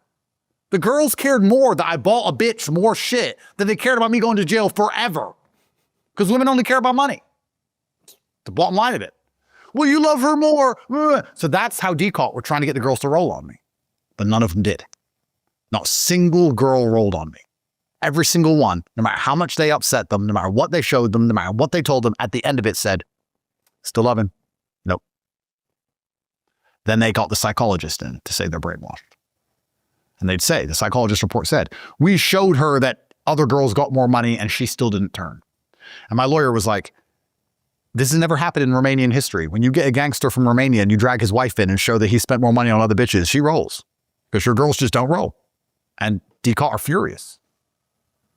So that worked out well for me. So that's why they broke all the laws. But the preliminary chamber said, go ahead. And I said to Alan, if this is a bigger stitch up than the initial jailing, what chance do I have of winning this case? And Alan said, I'm very concerned. We need to get back in touch with the American embassy. We need to tell the American embassy and show them the judge's decision, this young brand new judge who's given this decision to fuck you. We need to show the laws they've broken. We need to get American litigation involved. We have to get an American judge to look at this because this Romanian judge is fucking useless. This is either corruption or ineptitude. Either one, your life's on the line. We need to get to the embassy. So I start calling the embassy. Can I have an appointment? Can I have an appointment? I'm an American citizen. I'm an American citizen. They're busy. Can't get an appointment with the embassy. And then Providence. You know, in this story, there's so much luck. The Romanians, in their absolute hubris, decided to overthrow their own election. I don't know if you heard about this. I was locked in my house for the third year with no end in sight, and I've just lost the preliminary chamber. And Romania has an election for who the leader is going to be. And all of the people vote for a man called Calin Georgescu, who is a right-wing, Trump-esque figure who believes in restoring the sanctity of Romania. He's anti-Ukraine war. He doesn't want to give them any money. He doesn't want any migrants. He's a right-wing candidate. He wins the presidential election by a landslide with 65% of the vote. And the next day, the Constitutional Court cancels the election, says it was corrupted by Russian interference, call him a Russian agent, and send him to jail. The prosecutor which sent him to jail is the same prosecutor as me.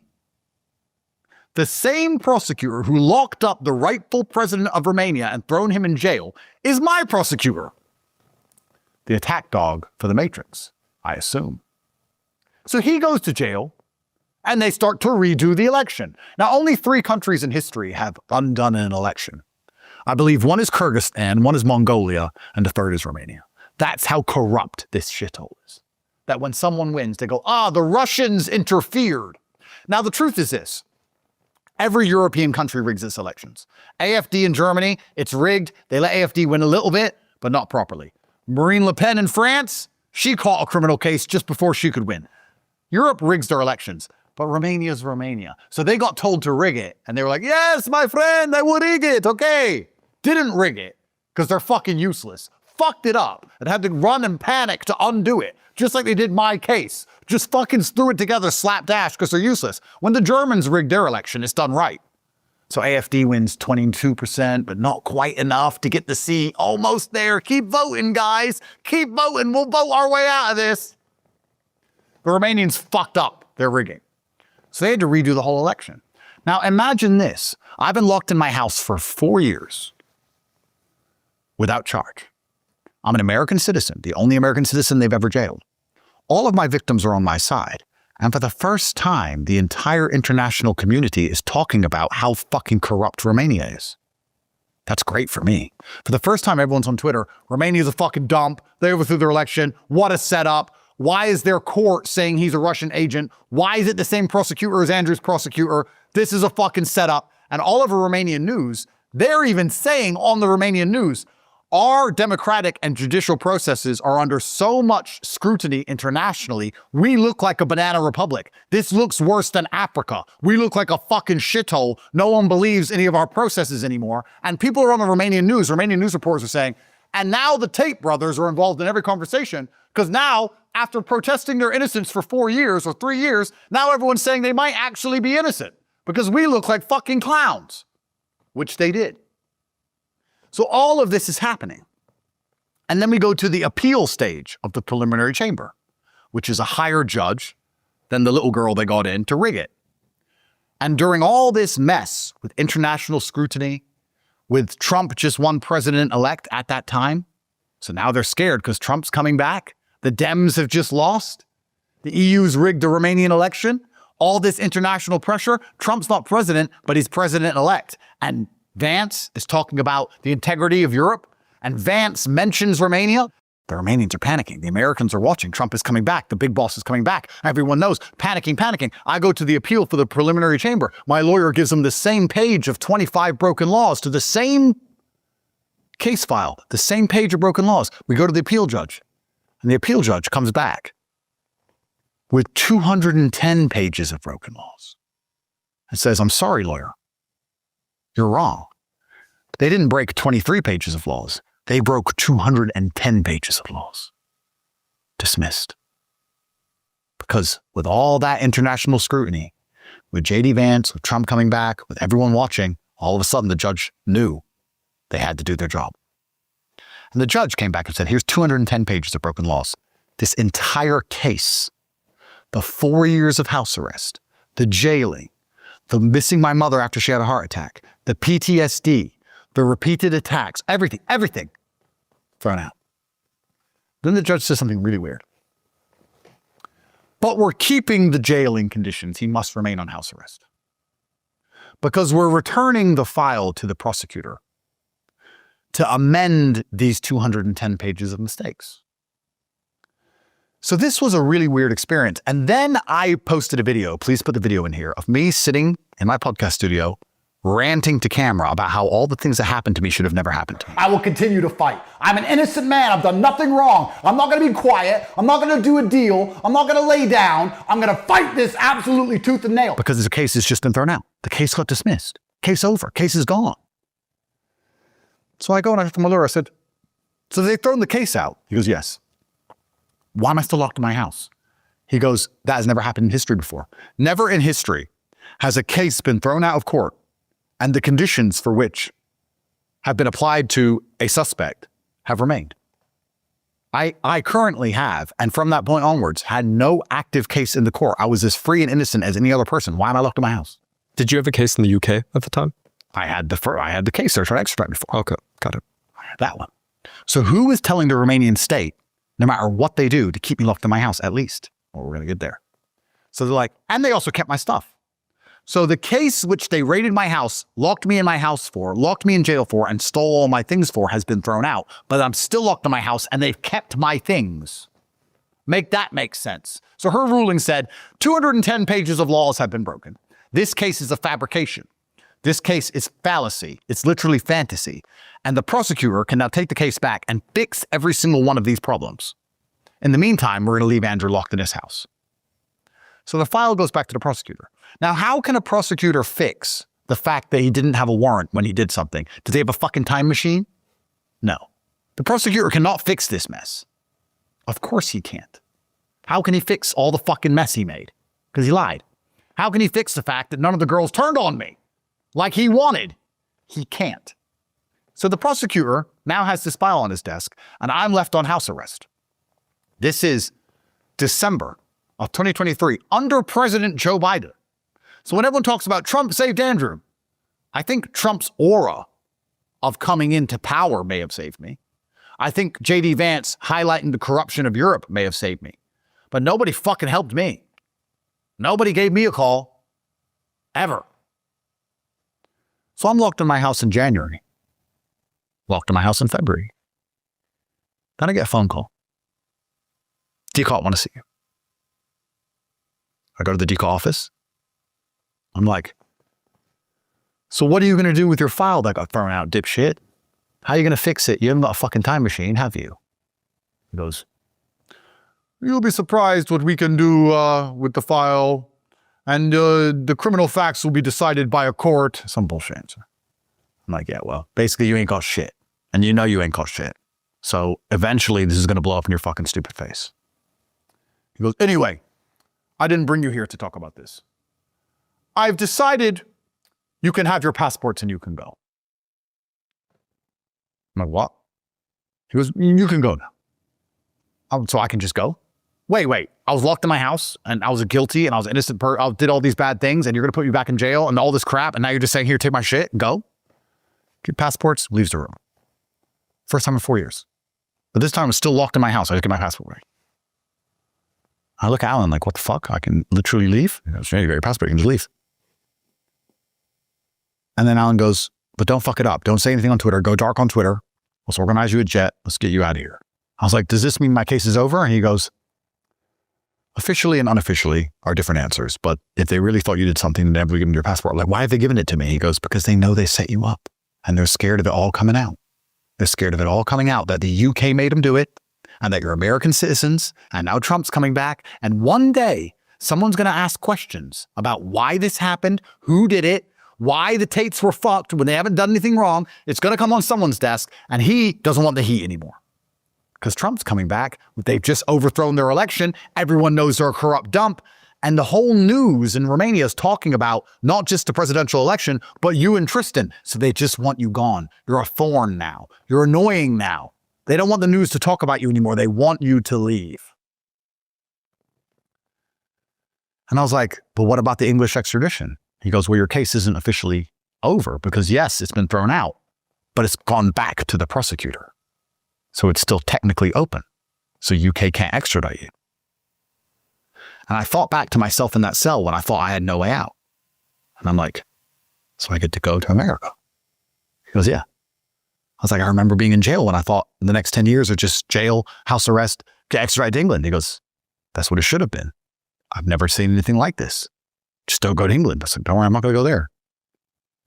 And then we got on a plane and we flew to Florida. And I expected to return to a hero's welcome, Jack. All this shit I've been through, all this crap, I expected to come back as an American citizen to a hero's welcome. And Ron DeSantis and his little girlfriend, AG, started running their mouths that we're pieces of shit and they're going to investigate us and we deserve to go to jail. And my heart was broken. I couldn't believe it. And I was tweeting every day at the AG, tag at the AG, come get me, come arrest me. I left America when I was 8. What have I done? Nothing. You know what the AG did? The AG of Florida, Ulfmeyer, whatever his name is, and Ron DeSantis, those two little fucking homos, really pieces of shit people. To be honest with you, I think Ron was ambushed. I think when the media said, Andrew Tate's on a plane, he's a human trafficker and he's coming here. I think he didn't know anything and he was just like, oh, human traffickers are not good people. I think it was a mistake from him. I forgive him. But I don't forgive his stupid little fucking AG who wanted to make a name for himself and double his Twitter followers and started opening an investigation into me the second I landed for no reason. No crime. Usually there's a crime, you find the guy who did the crime. You don't find a guy and try and find crimes he did. That's communism. Who is the Attorney General? James Ulfmeyer. Got it. Okay. Ulfmeyer, something like this. So he opened an investigation into me the second I land as an American citizen, saying that I'm a human trafficker and I'm a bad person and all this garbage. I expected to come home to a fucking hero's welcome. And I did a podcast with Candace Owens about that because even she said this is insane. You know what he did? He wrote to the Brits saying, do you want me to arrest him and send him to you? You got an active warrant. Do you want me to send him to you? I'll come get him and send him to you. He wrote to the Brits. And I'm sitting in Florida in Miami. And I refuse to leave, so I keep tweeting. Come get me, Ron. Come get me, James. Come get me. Come get me. Come get me. Because, Jack, I've lost my mind. I finally get free from this fucking mess. I come back to the country my father served for. And they fucking open a case on me and start saying I'm a human trafficker. Why? Because Romania said so, the country that can't even have an election? And now we're going to repeat what they said like it means a fucking thing? I come to Florida where I'm suing girl A, and I'm attacked by the state? And I did a podcast with Candace on it because I was so flabbergasted. That piece of shit writes to the Brits. But I think the Brits are in a quagmire because, like Moby Dick, in their haste to get hold of me, they didn't quite understand the complexities of extradition and also the brutal inefficiency of Romanian law. Because the Brits tried to extradite me, and the warrant has been satisfied. I will be extradited when my Romanian case is complete. My Romanian case is on a prosecutor's desk. If the prosecutor closes the case, Romania owes me $1 billion. So it's in the prosecutor's interest to keep the case open on his desk, a case he can't fix, until he retires. Because if he closes it, they owe me $1 billion. And the UK can't get me as long as that case is open.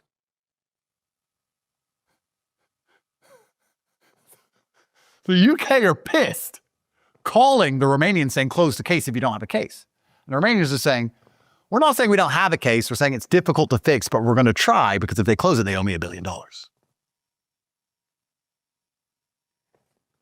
So the UK, when James Altmaier wrote to them, were like, we can't technically do that legally because we've already tried to extradite him and the extradition warrant has been satisfied. So now what happens? When I fly around the world, like I was just in Hong Kong, is that the Foreign Office of the UK call the hotel and try and get me kicked out of the hotel. That's how petty and pathetic they are.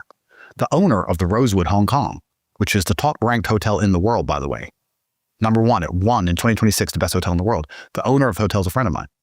And he came to me and said, you will not believe the British government just called me and told me that you're a criminal and that you have an active extradition warrant out of Romania and that we should kick you out of this hotel. I said, the British government has time to call hotels and try and make me, what does that do? It doesn't extradite me. It just inconveniences me. I have to go get another hotel. They are spending government money trying to inconvenience me by getting me kicked out of hotels because they can't extradite me because the Romanians won't close the case because the Romanians owe me money because I haven't done anything. They also released, an article about how they could raid your phone without they could ask people who were non-Hong Kong citizens for their passcode if they're going through an airport the same time you were there. Correct. That was something I noticed. Correct. In fact, that article came out in Hong Kong when they changed the law in Hong Kong about raiding people's phones and how they could instantly force you to give them the password and you're not allowed to forget it. I was on a plane an hour later. I left instantly because that law was changed for me. Because England still has massive influence in Hong Kong because of the history of Hong Kong. So I believe that was all about trying to get into my phones, which the Brits are still trying to do to this day. Because the Brits have an active case. Because remember, I assaulted someone in 2011. You know what's really interesting? Guess who else assaulted someone in 2011? Tristan. Both of us. Funny that. That's not a coincidence. That's not a fucking setup. Every time I go anywhere, when I land in Hong Kong, the newspapers start printing. Andrew Tate, wanted by England. The Prime Minister of England said, Andrew Tate is this. Because the British Foreign Office call the media and say, lie about him in the media. They call the hotel and say, kick him out of the hotel. Because they can't stand when they see videos of me walking down the street and thousands of young men going, top G, top G, top G. Because that's why it all started. Because that's what they're fucking scared of. Me inspiring young men to tell these fucking clowns to fuck off. Because they are destroying society on purpose, destroying masculinity on purpose, because we are the last resistance against enslavement. We are the revolution which is coming. Young men are the revolution which is going to finally overthrow this bullshit. And that's why they're trying to delay it as long as possible so they can steal. So my current legal predicament is this. I have an active case in UK. I have an active case in Romania. And I'm here in America. And I'm here in America to sue Girl A. Now, when I began my lawsuit against Girl A when I first got out of jail, it started getting really expensive. You know, when you're trapped in a web as a fly, there's two spiders. One's the government, and the others are lawyers. Everyone's hungry. So you're there, And it started to get really expensive to fight against girl A. I'm like, she's some little psychotic liar. Why is this so expensive? And they said, she has 11 lawyers. How did she get 11 lawyers? And they said, well, her entire legal defense is being funded by a USAID funded NGO. Also, in disclosure, we have discovered that 3 days before she contacted Tristan and asked to come to Miami, she was paid $30,000 by the NGO. So a liberal NGO gave $30,000 to girl A. She went to Romania for 5 days, made a false accusation and vanished. The Romanian state then, at the behest of the British, used corruption to completely fucking destroy our lives where we stood no chance of survival. We somehow get out and in an American court bring girl A to court. And the NGO gets 11 of the best lawyers in the world, $10 million deep in legal fees, trying to stop the case going forward and get it thrown out so she doesn't get to pose on a stand on TV and prove this whole thing from the start was a setup. From the beginning. And all of it happened because I had too many clippers selling my school, became the most Googled man in the world, and they know that men are the enemy to what they're doing to the world. The more masculine a population, the harder it is to subjugate them, and they know that. So me saying go to the gym, stick up for yourself, get a Bugatti, be a man, work hard, whatever, considered an act of terror by the UK government. Lucy Williams, the BBC. You walk around with your Bugatti and your cigar in a misogynistic way. Please play the clip. Financial success with a Bugatti and a cigar, but it comes with a side order of misogyny. How does having a Bugatti and a cigar come with misogyny? Doesn't even make any fucking sense. She's an idiot, a mouthpiece for the propaganda machine. All of this from the very beginning was a set up. And now we're at the stage where they couldn't get the case thrown out. They couldn't get it to go away. She will be deposed and the case will go ahead. And that only happened 2 weeks ago. And for the first time in a long time, since that happened, since the NGO across the last 3 years with every delay tactic, with every attempt to get this case thrown out, with anything it would take to make this case go away, when they have finally failed, when the Floridian government investigated us and failed, when the UK government has their bullshit warrant they can't execute, when the Romanians have failed with 3 different house raids to put us in jail and all of their case was thrown out, when we're that innocent and we're here in America, finally, after that happened and they knew this girl's going to end up on the stand, I've started to get messages again.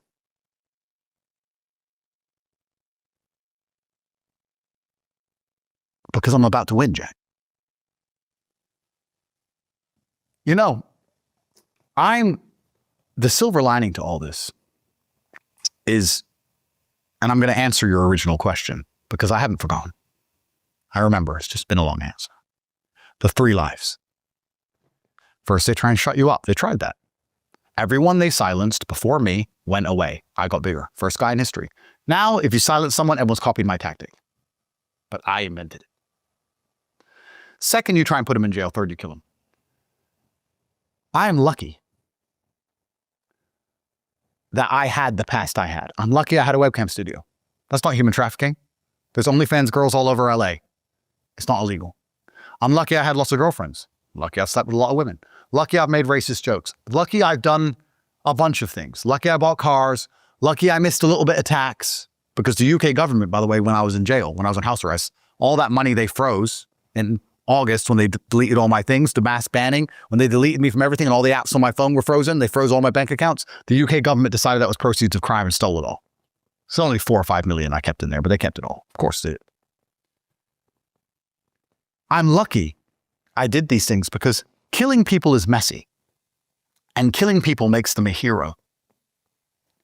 So when they decided I had to go after the first life of deleting me failed because of the affiliates, they thought, well, killing him is messy and it makes him a hero and it proves him right about everything the Matrix said. Luckily, this guy has lived such a fucking interesting life, we can find something to pin on him. We have the corrupt Romanian state. We have a bunch of women he's fucked. We can lean on the women. We can pressure the girls. We can get the leaderboard of how much he spent on each girl. We'll get one girl to cry rape and we'll get him, bang him up. Why kill him? In fact, it's more torturous to leave him in that jail. It's worse than death. And they're right. It is. I'd rather die than spend my life in there. If you live too clean, let's imagine you pay your taxes and you get married and you're a good Christian man and you do the right thing all the time and they need to get rid of you and there's seriously no traction for option 2. There's not a single thing they can find to charge you with. You know what happens? Some crazy guy shoots you in the neck while you're speaking at a rally. So if option 2 isn't even feasible, they jump right to option 3. They wanted to kill me, but they thought his past is messy enough that we can get him. We can set him up. That's the only reason I'm not dead. And the only reason they want me to kill myself is because then I'd lose aura as a hero. That's why when I kept saying, you have to kill me, they didn't want to do it. They kept believing if we keep relying on the corruption of the Romanian state, we're going to get him. Because he has fucked women. I've fucked women. It's true. I've made racist jokes. That's true. It's enough. We can get something. If you're like Charlie and you're too clean, they can't get you. And then you really die.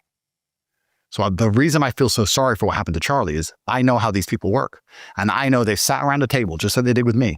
With me, they sat around the table like he's in Romania, corrupt. Here, he's fucked lots of women. He talks on the internet. He didn't pay this bit of tax back in 2011. Whatever, fucking get him. With Charlie, they're like, taxes are paid. Never had a speeding ticket. Married his wife. Never called the cop. It's clean as a fucking whistle. What can the DOJ get this guy for? Nothing. Then you gotta kill him. So for Charlie, they skip stage 2. For me, my silver lining is I've lived an interesting enough life for them to attempt stage 2. But that doesn't mean I've ever broken the law. Doesn't mean I've ever done anything wrong. Doesn't mean what happened to me was fair. None of this should have fucking happened to me, ever. And now that girl A, who began it all, is about to be deposed, the messages are back. Coincidentally, she wants to settle.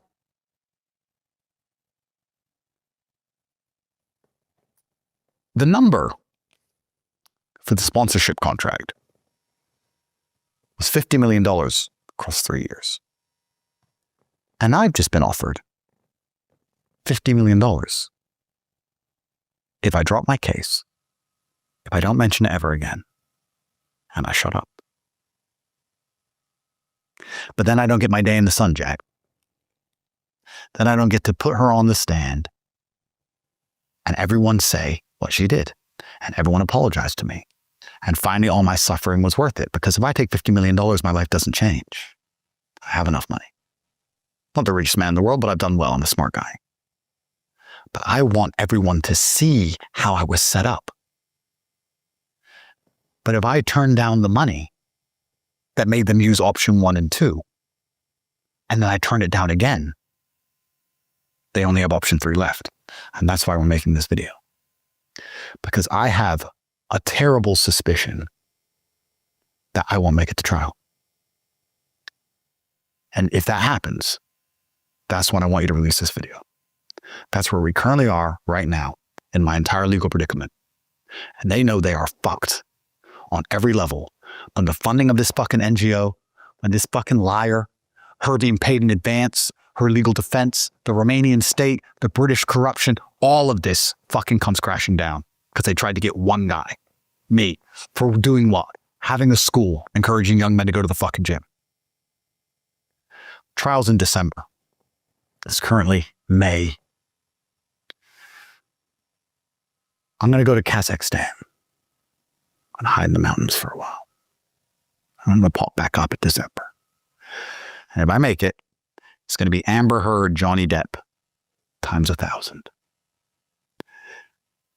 Because the evidence in our fight, you'd be amazed how, in fact, I think the British state are going to be very unhappy when they see that we have the letters from the Foreign Office to the Romanians. I have everything. I managed to get everything. Because when you enact yourself with a corrupt mercenary like the Romanian state, they turn both ways. Oh, the Brits made us do it. Once it's not in their favor, they're all tough guys when you need them to do something. They're like, oh, England told us to. I don't hear, look, England. But my problems are beginning again, Jack. I'm back to where I was at the beginning of this story, with strange offers and weird messages and a feeling that something is coming. And I don't know what it is. I'll let you answer this however you would like to, but the NGOs, do college endowments invest in those NGOs? Big education is exactly the same as big pharma. Big education has the largest racket on the planet because they have a monopoly over lending money to young people. An 18-year-old cannot access money to start a business, and they cannot access money to buy a house, and they cannot access money for the stock market or a car. They can only access money for a scam education that doesn't work. They have a monopoly over indebting slaves, putting slaves in debt when they are teenage. That is one of the most powerful rackets on the planet. If I told everyone I went up against big pharma and they came for me, they'd understand it. I went up against big education. Oh, the schools are good. No, they're not. The schools use the banks to enslave the populace. The schools are where they teach everyone these liberal ideas. The schools are indoctrination camps. Not only am I taking money out of their pockets by teaching our people, I'm also taking their ability to brainwash people away from them because they're joining my school and learning the opposite idea. People were joining my school saying, I've joined your school to make enough money to go to university. And once they started making money, they're like, I don't need university because my school works. The reason they need a monopoly over lending money to young people is that if there was fair choice, if you gave every young person $100 grand and said, decide what you want to do with it, no one would choose a degree. I said, for $49 a month, I'll teach you how to make money online. You can spend that $49 on Pizza Hut or me. And they still chose me because my product works. The school works. We teach people how to make money for real. It works. And that's what they're scared of. They can't call it a scam. The BBC themselves can't print the school's a scam. Every time, please play this clip on LBC radio. Someone called into the radio and they were talking about my school saying it's a scam. He said, I'm a student. I make loads of money. I've retired my mom. I bought a house. He has personally helped me. How's he helped you? Tell me. Because I left my job. I was a part of his Hustlers University. One part is 12 areas where verified millionaires teach you how to become wealthy. I was earning about, after taxes, probably 9K before, and now I'm well over that, and I can provide for my family. And I'm only 23 years old. I've retired my mother, and I also have taken care of my You have siblings' retired children your now. mother? Yeah. What does that mean? Is she a racehorse? Is it not good to take care of your family? Oh, but it's still a scam. He goes, how's it a scam? I paid $49 and made $100,000. It's a scam. How is that a fucking scam? No, what's a scam is what you teach. They've tried to slander the school and it's so effective they can't. So all they can do instead is try and hack it, take it down, and say the person who started it is a human trafficker or kill me. NGO's name is La Strada. La Strada. La Strada paid girl A in advance before she went to Romania. La Strada are paying for her current legal defense. After she accused us, 5 days in Romania, she left Romania and went to the south of France. Her ticket to the south of France and the hotel she stayed in was paid for by La Strada. La Strada is an NGO which is anti-human trafficking. So why are they paying people in advance and sending them to make human trafficking accusations? Because the media doesn't report on what has happened. It softens you up for what was going to happen. NGOs don't fix problems that they don't create. It's all a setup. Who funds La Strada? A bunch of other NGOs. Who funds those NGOs? USAID. The same fucking Soros deep left matrix bullshit as everything else. I'll let someone else do the deep dive on the funding of these fucking corrupt clowns. The point is, they set me up, and now they're about to lose. Imagine the frustration of my enemies. We put him in jail in Romania, he got out. We tried to break his mind, he wouldn't quit. We took his business and his money, he wouldn't quit. We attacked the mothers of his kids, he wouldn't quit. We hit him with an extradition warrant, he managed to escape. We hit him with another Romanian case, he managed to escape that. The whole time we're trying to convince him to kill himself, he won't quit, he won't give up. We've offered him money. We've offered him to give up. We've offered him capitulation. We've offered him to make all of it go away. We've offered him everything. He's still fighting. He won't give up, but it's fine because he's trapped in Romania and he's trapped there and then he gets sent to England. And then like Julian Assange, he's going to vanish in Belmarsh for 12 years, 15 years, because we all know England is really fair. Julian Assange supposedly raped someone in 1981 and went to jail in England until he decided to not post on WikiLeaks. And then, so where's that girl he raped? They let him go now. Okay, well, she never existed? They're going to Julian Assange me. So don't worry about it. He's escaped all these things and he won't kill himself, and he's so persistent, and his women won't turn on him, and he's fucking resisting us, and he keeps talking on the internet. But you know what? He's trapped in Romania, so we're going to get hold of him. He's in America. How the fuck did he get to America? Oh, it's okay. We have the corrupt AG of Florida. They open an investigation. He hasn't done anything. There's nothing to fucking find. Doesn't even have a bank account to look at because we fucking took them all. What are you going to do? Wipes his phone every night. He's paranoid. And now he's about to depose girl A on television.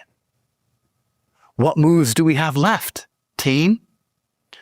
Well, we can try and convince him to kill himself again. That's not going to work. We can offer him money again. 48 hours ago, they found out that doesn't work. So there's 3 lives. And they've already discussed it. No doubt about it. Because it's a pretty obvious choice. I fly on private jets. I drive fast cars. People don't like me. I'm a misogynist. You know, I might just be some crazy guy. It's always some crazy guy, isn't it?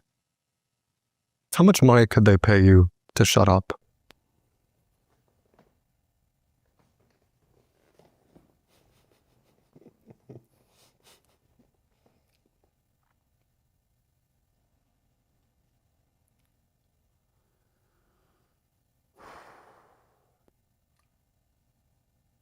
Some men don't want money, Jack. They just want to watch the world burn. And the world which I want to burn is this piece of shit, corrupt, scumbag, misandric, fucking shithole that we've built in these liberal democracies. Every single element of this, the whole story I've told, is corrupt, head to toe, all of it. All because I told young men to go to the gym. I don't want money. If they want me to go away, I want a minister for men's rights in government. I want all these girls who make fake Me Too accusations to go to jail. I want men to be treated like people. I want fair, equal treatment. That's it. We talk about feminism and how women need equal rights. They have more rights than us in every single metric and regard. More men commit suicide. More men fucking go to jail. Men have the worst lives. We build the roads, we build the buildings, we die in ditches. A woman can lie about us, destroy our life at random. I'm tired of it. No. I've been through all of this shit because I was sticking up for men in the beginning, and that's the only way it's going to end. When they put in a minister for men's rights and when they start jailing women for false accusations against men, en masse, because most of them are false, when they stop weaponizing the judicial system against men who simply want to see their own children, when they drop all this bullshit where men are getting completely wrecked in divorce court, in custody court, when they drop all that shit, if they were to come to me with a proposal to drop all that shit, I'd shut up. But if they don't, it is important, and it is bigger than me, that I put her on the stand, just like Johnny Depp did with Amber Heard, and expose the fucking lies these women tell and the corruption of the system behind them. So my mission's bigger than me. So I don't need the money. I have money. 50 million doesn't change my life, as they found out 48 hours ago. But I know that they are getting desperate. Because what they have attempted to do, it is a miracle that it failed. I'm not going to put it down to my own genius.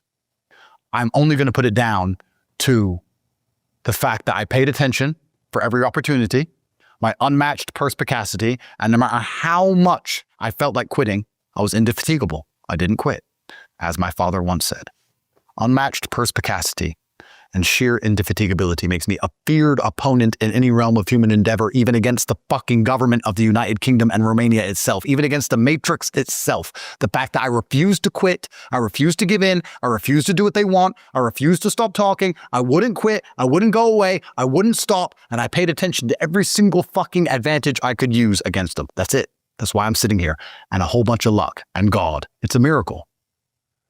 But they know they're out of options. Besides, take my third lie.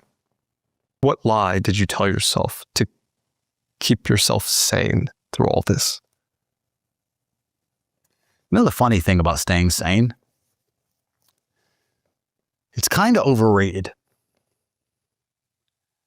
You have to optimize your life and optimize yourself for an objective. If your objective is to stay sane, then you have to sacrifice certain degrees of competency. For example, an insane man is more scary than a sane man.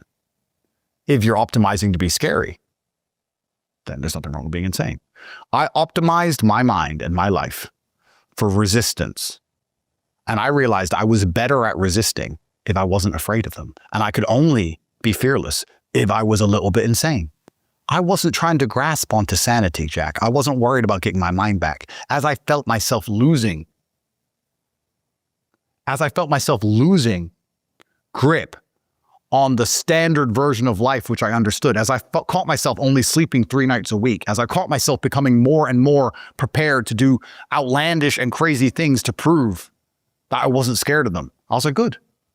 I don't need sleep. I don't need to go back to happy little Andrew. No, I don't need to go back to happy millionaire with his cars. No, I need to be this person so that when they arrest me, I'm like, good, come. So that I get back on my podcast and call them fucking corrupt. Sanity in and of itself is an optimization point that wasn't in my mind. I didn't care about sanity. I didn't see the end of this. I still don't see the end of this. I'm in Beverly Hills in a mansion. Great. I have to survive till December. I don't think, truthfully, in my heart, there's a happy ending. So if I don't think there's a happy ending, what the fuck do I want to be sane for? If I'm sane, I'm going to give up. If I'm sane, I take the 50 mil, Jack. If I'm sane, I take their money and forget all this and move on with a nice, happy life. Take the money and go, at least I got paid, doop-de-doo, and go fuck some girls on a boat. That's what a sane man would do. What kind of fucking idiot would escape the jaws of a tiger and go back for his hat? What kind of dumbass would escape these people, and when he's finally free, when he finally breaks out, turn around and walk back with a stick saying, no, you started this fight. Outnumbered 100 to 1. What kind of sane man does that? This has nothing to do with sanity. I'm 40 years old. I've lived enough. Fuck them. And when this video comes out, after they do whatever they're going to do to me, everyone's going to fucking understand that I made the brave choice. I'm not the guy who always wins, Jack. I'm the guy who will always fucking fight, and I don't quit. Fuck them. Fuck them. They want me to go away. That's what they want. They want me to take the sane choice. That's what they want. No. No. They attacked me first. They jumped me, and they beat the fuck out of me, and it was unfair. And now they've stopped, and now I've gotten up, and I should just walk home. And instead, I'm going to try and fight them all again. Everything has started again, and I've analyzed this. You said game theory. I've analyzed this. There's too much on the line for me to win. $1 billion from Romania. At least another $1 billion from the UK. Prime ministers losing their job. The Foreign Office, all the civil service, all their corruption, all of that shit. The NGOs, USAID, Lustrada, all their fucking lawyers, all my assets. The Romanians still, even after they gave my passports back, kept all my money. They still have all my money and all my watches, all my stuff, all my gold. They still have my stuff. All of this stuff. If I sue girl A and my lawsuit in Florida is successful, then my school also, the attacks on that. Wait till I find out who's behind that and all that blows up again. They still lost control of the narrative. The reason this all started, they haven't fixed. No one believes I'm guilty. I've beaten them. There's so much on the line. They can't let me win. It's like Epstein. You just can't let him breathe. He knows too much. Too much has fucking happened. Too many people are going to burn. He has to die. They knew they'd get caught. And I say get caught. They didn't get caught as individuals, but we know they did it. Everyone knows they did it. They knew we'd know. They had no choice because there was too much on the line. There's too much on the fucking line to let me just depose this girl and win. So what's the alternative? They've tried to lock me up. That ain't working. They tried to delete me. That ain't working. Everyone's got their social media accounts back, but me. Remember, they're like, oh, conservative. Zuck's a conservative now. I'm at the UFC. I'm a conservative. Okay, Zuck, where's my Instagram? National security threat, terrorists. They have one move left. They tried the letters, that ain't gonna work. They tried the money 2 days ago, that ain't gonna work. They're going to try to kill me. And if they are successful, if they do kill me, all I hope is that this video is watched by as many people as possible so that something happens and changes. Because if you're a man who speaks the truth, your ability to speak freely is directly correlated to your insignificance. You are only allowed to talk the truth if nobody listens to you. If people are listening to you, if you become the most Googled man on the planet and you're saying the right things, they will do everything they fucking can to take you down. Who are 5 people you want to say fuck you to?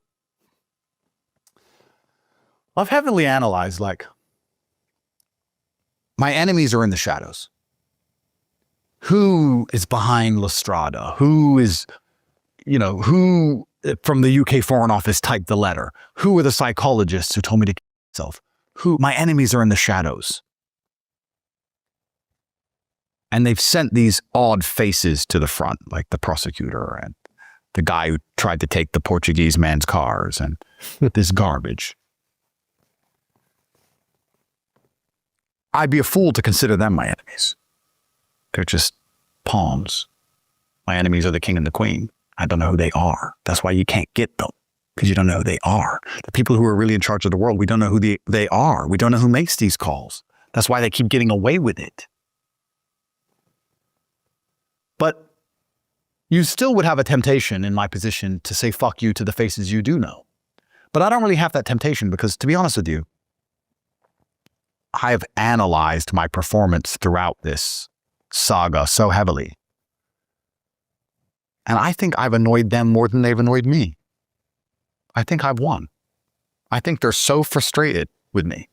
I think that the Daily Telegraph, which printed 3 days ago, Andrew Tate must be extradited urgently. That's not an organic piece from the media. Why would the media be talking about me 4 years later? Why would the media print about me every single day, no matter what, on repeat? Because they're instructed to by the state, because they're a propaganda arm. So we must urgently get Andrew Tate, says the Telegraph, because the British government told them to.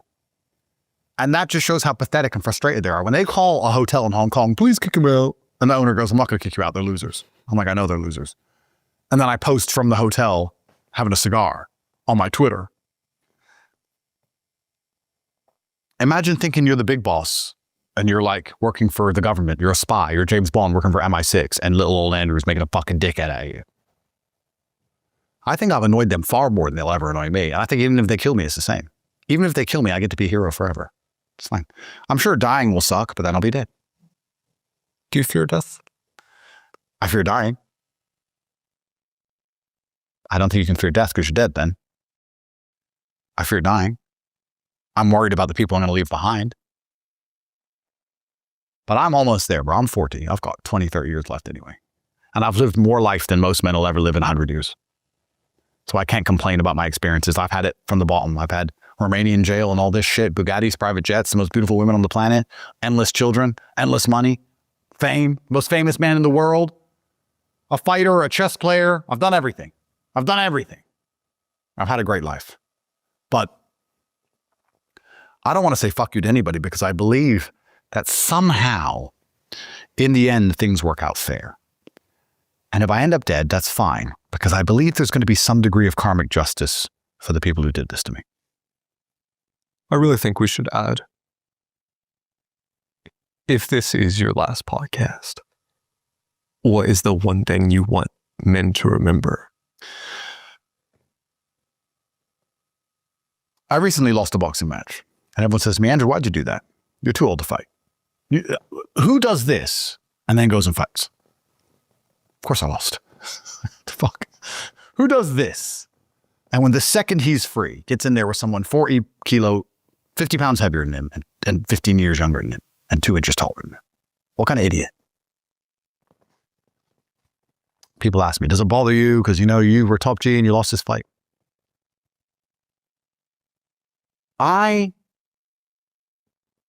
always, when presented with the 2 pieces of paper, when I was presented with the red pill and the blue pill, I have always my entire life taken the brave choice.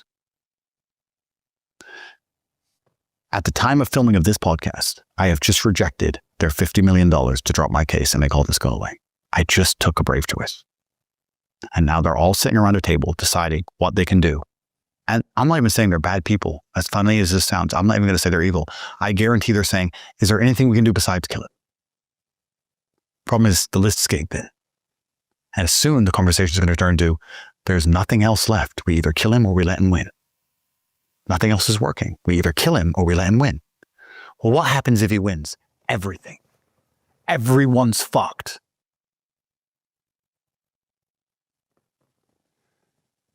And then they have to make a choice. Do we want to tear the whole system down that pays us and pays our kids and the system we believe in and the system we built for one guy? Or does he want to be in a plane accident? Planes crash, bro. Shit happens.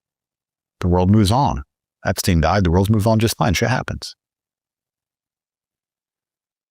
So I want people to understand that no matter what happens to me, I never feel regret, even if it all goes wrong, because I'm proud of my track record of always choosing the brave choice. When we last did a podcast, my security team and I spotted a tail about 2 days before our last podcast, and we noticed we were being followed. Now, with some investigation, we believe it may have just been people who wanted to rob us, but at the time, we thought it might have been a more serious threat. And that's why I was acting the way I was when I last saw you, with the security teams I had, and I was so concerned, and I was really worried, and I wanted to come in the middle of the night, and I had so many guys outside with guns, etc. This is no way to live, truthfully. There's no way to live. The sword of Damocles is far more intimidating than the grapes are tasty. And I actually think the reason I've said no to them is because if I say yes to them, I think that they may still consider killing me.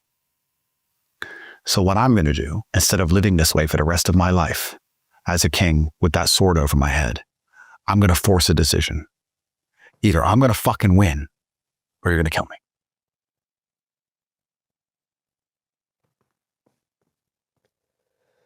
Well, everyone, this has been your guest, Andrew Tate.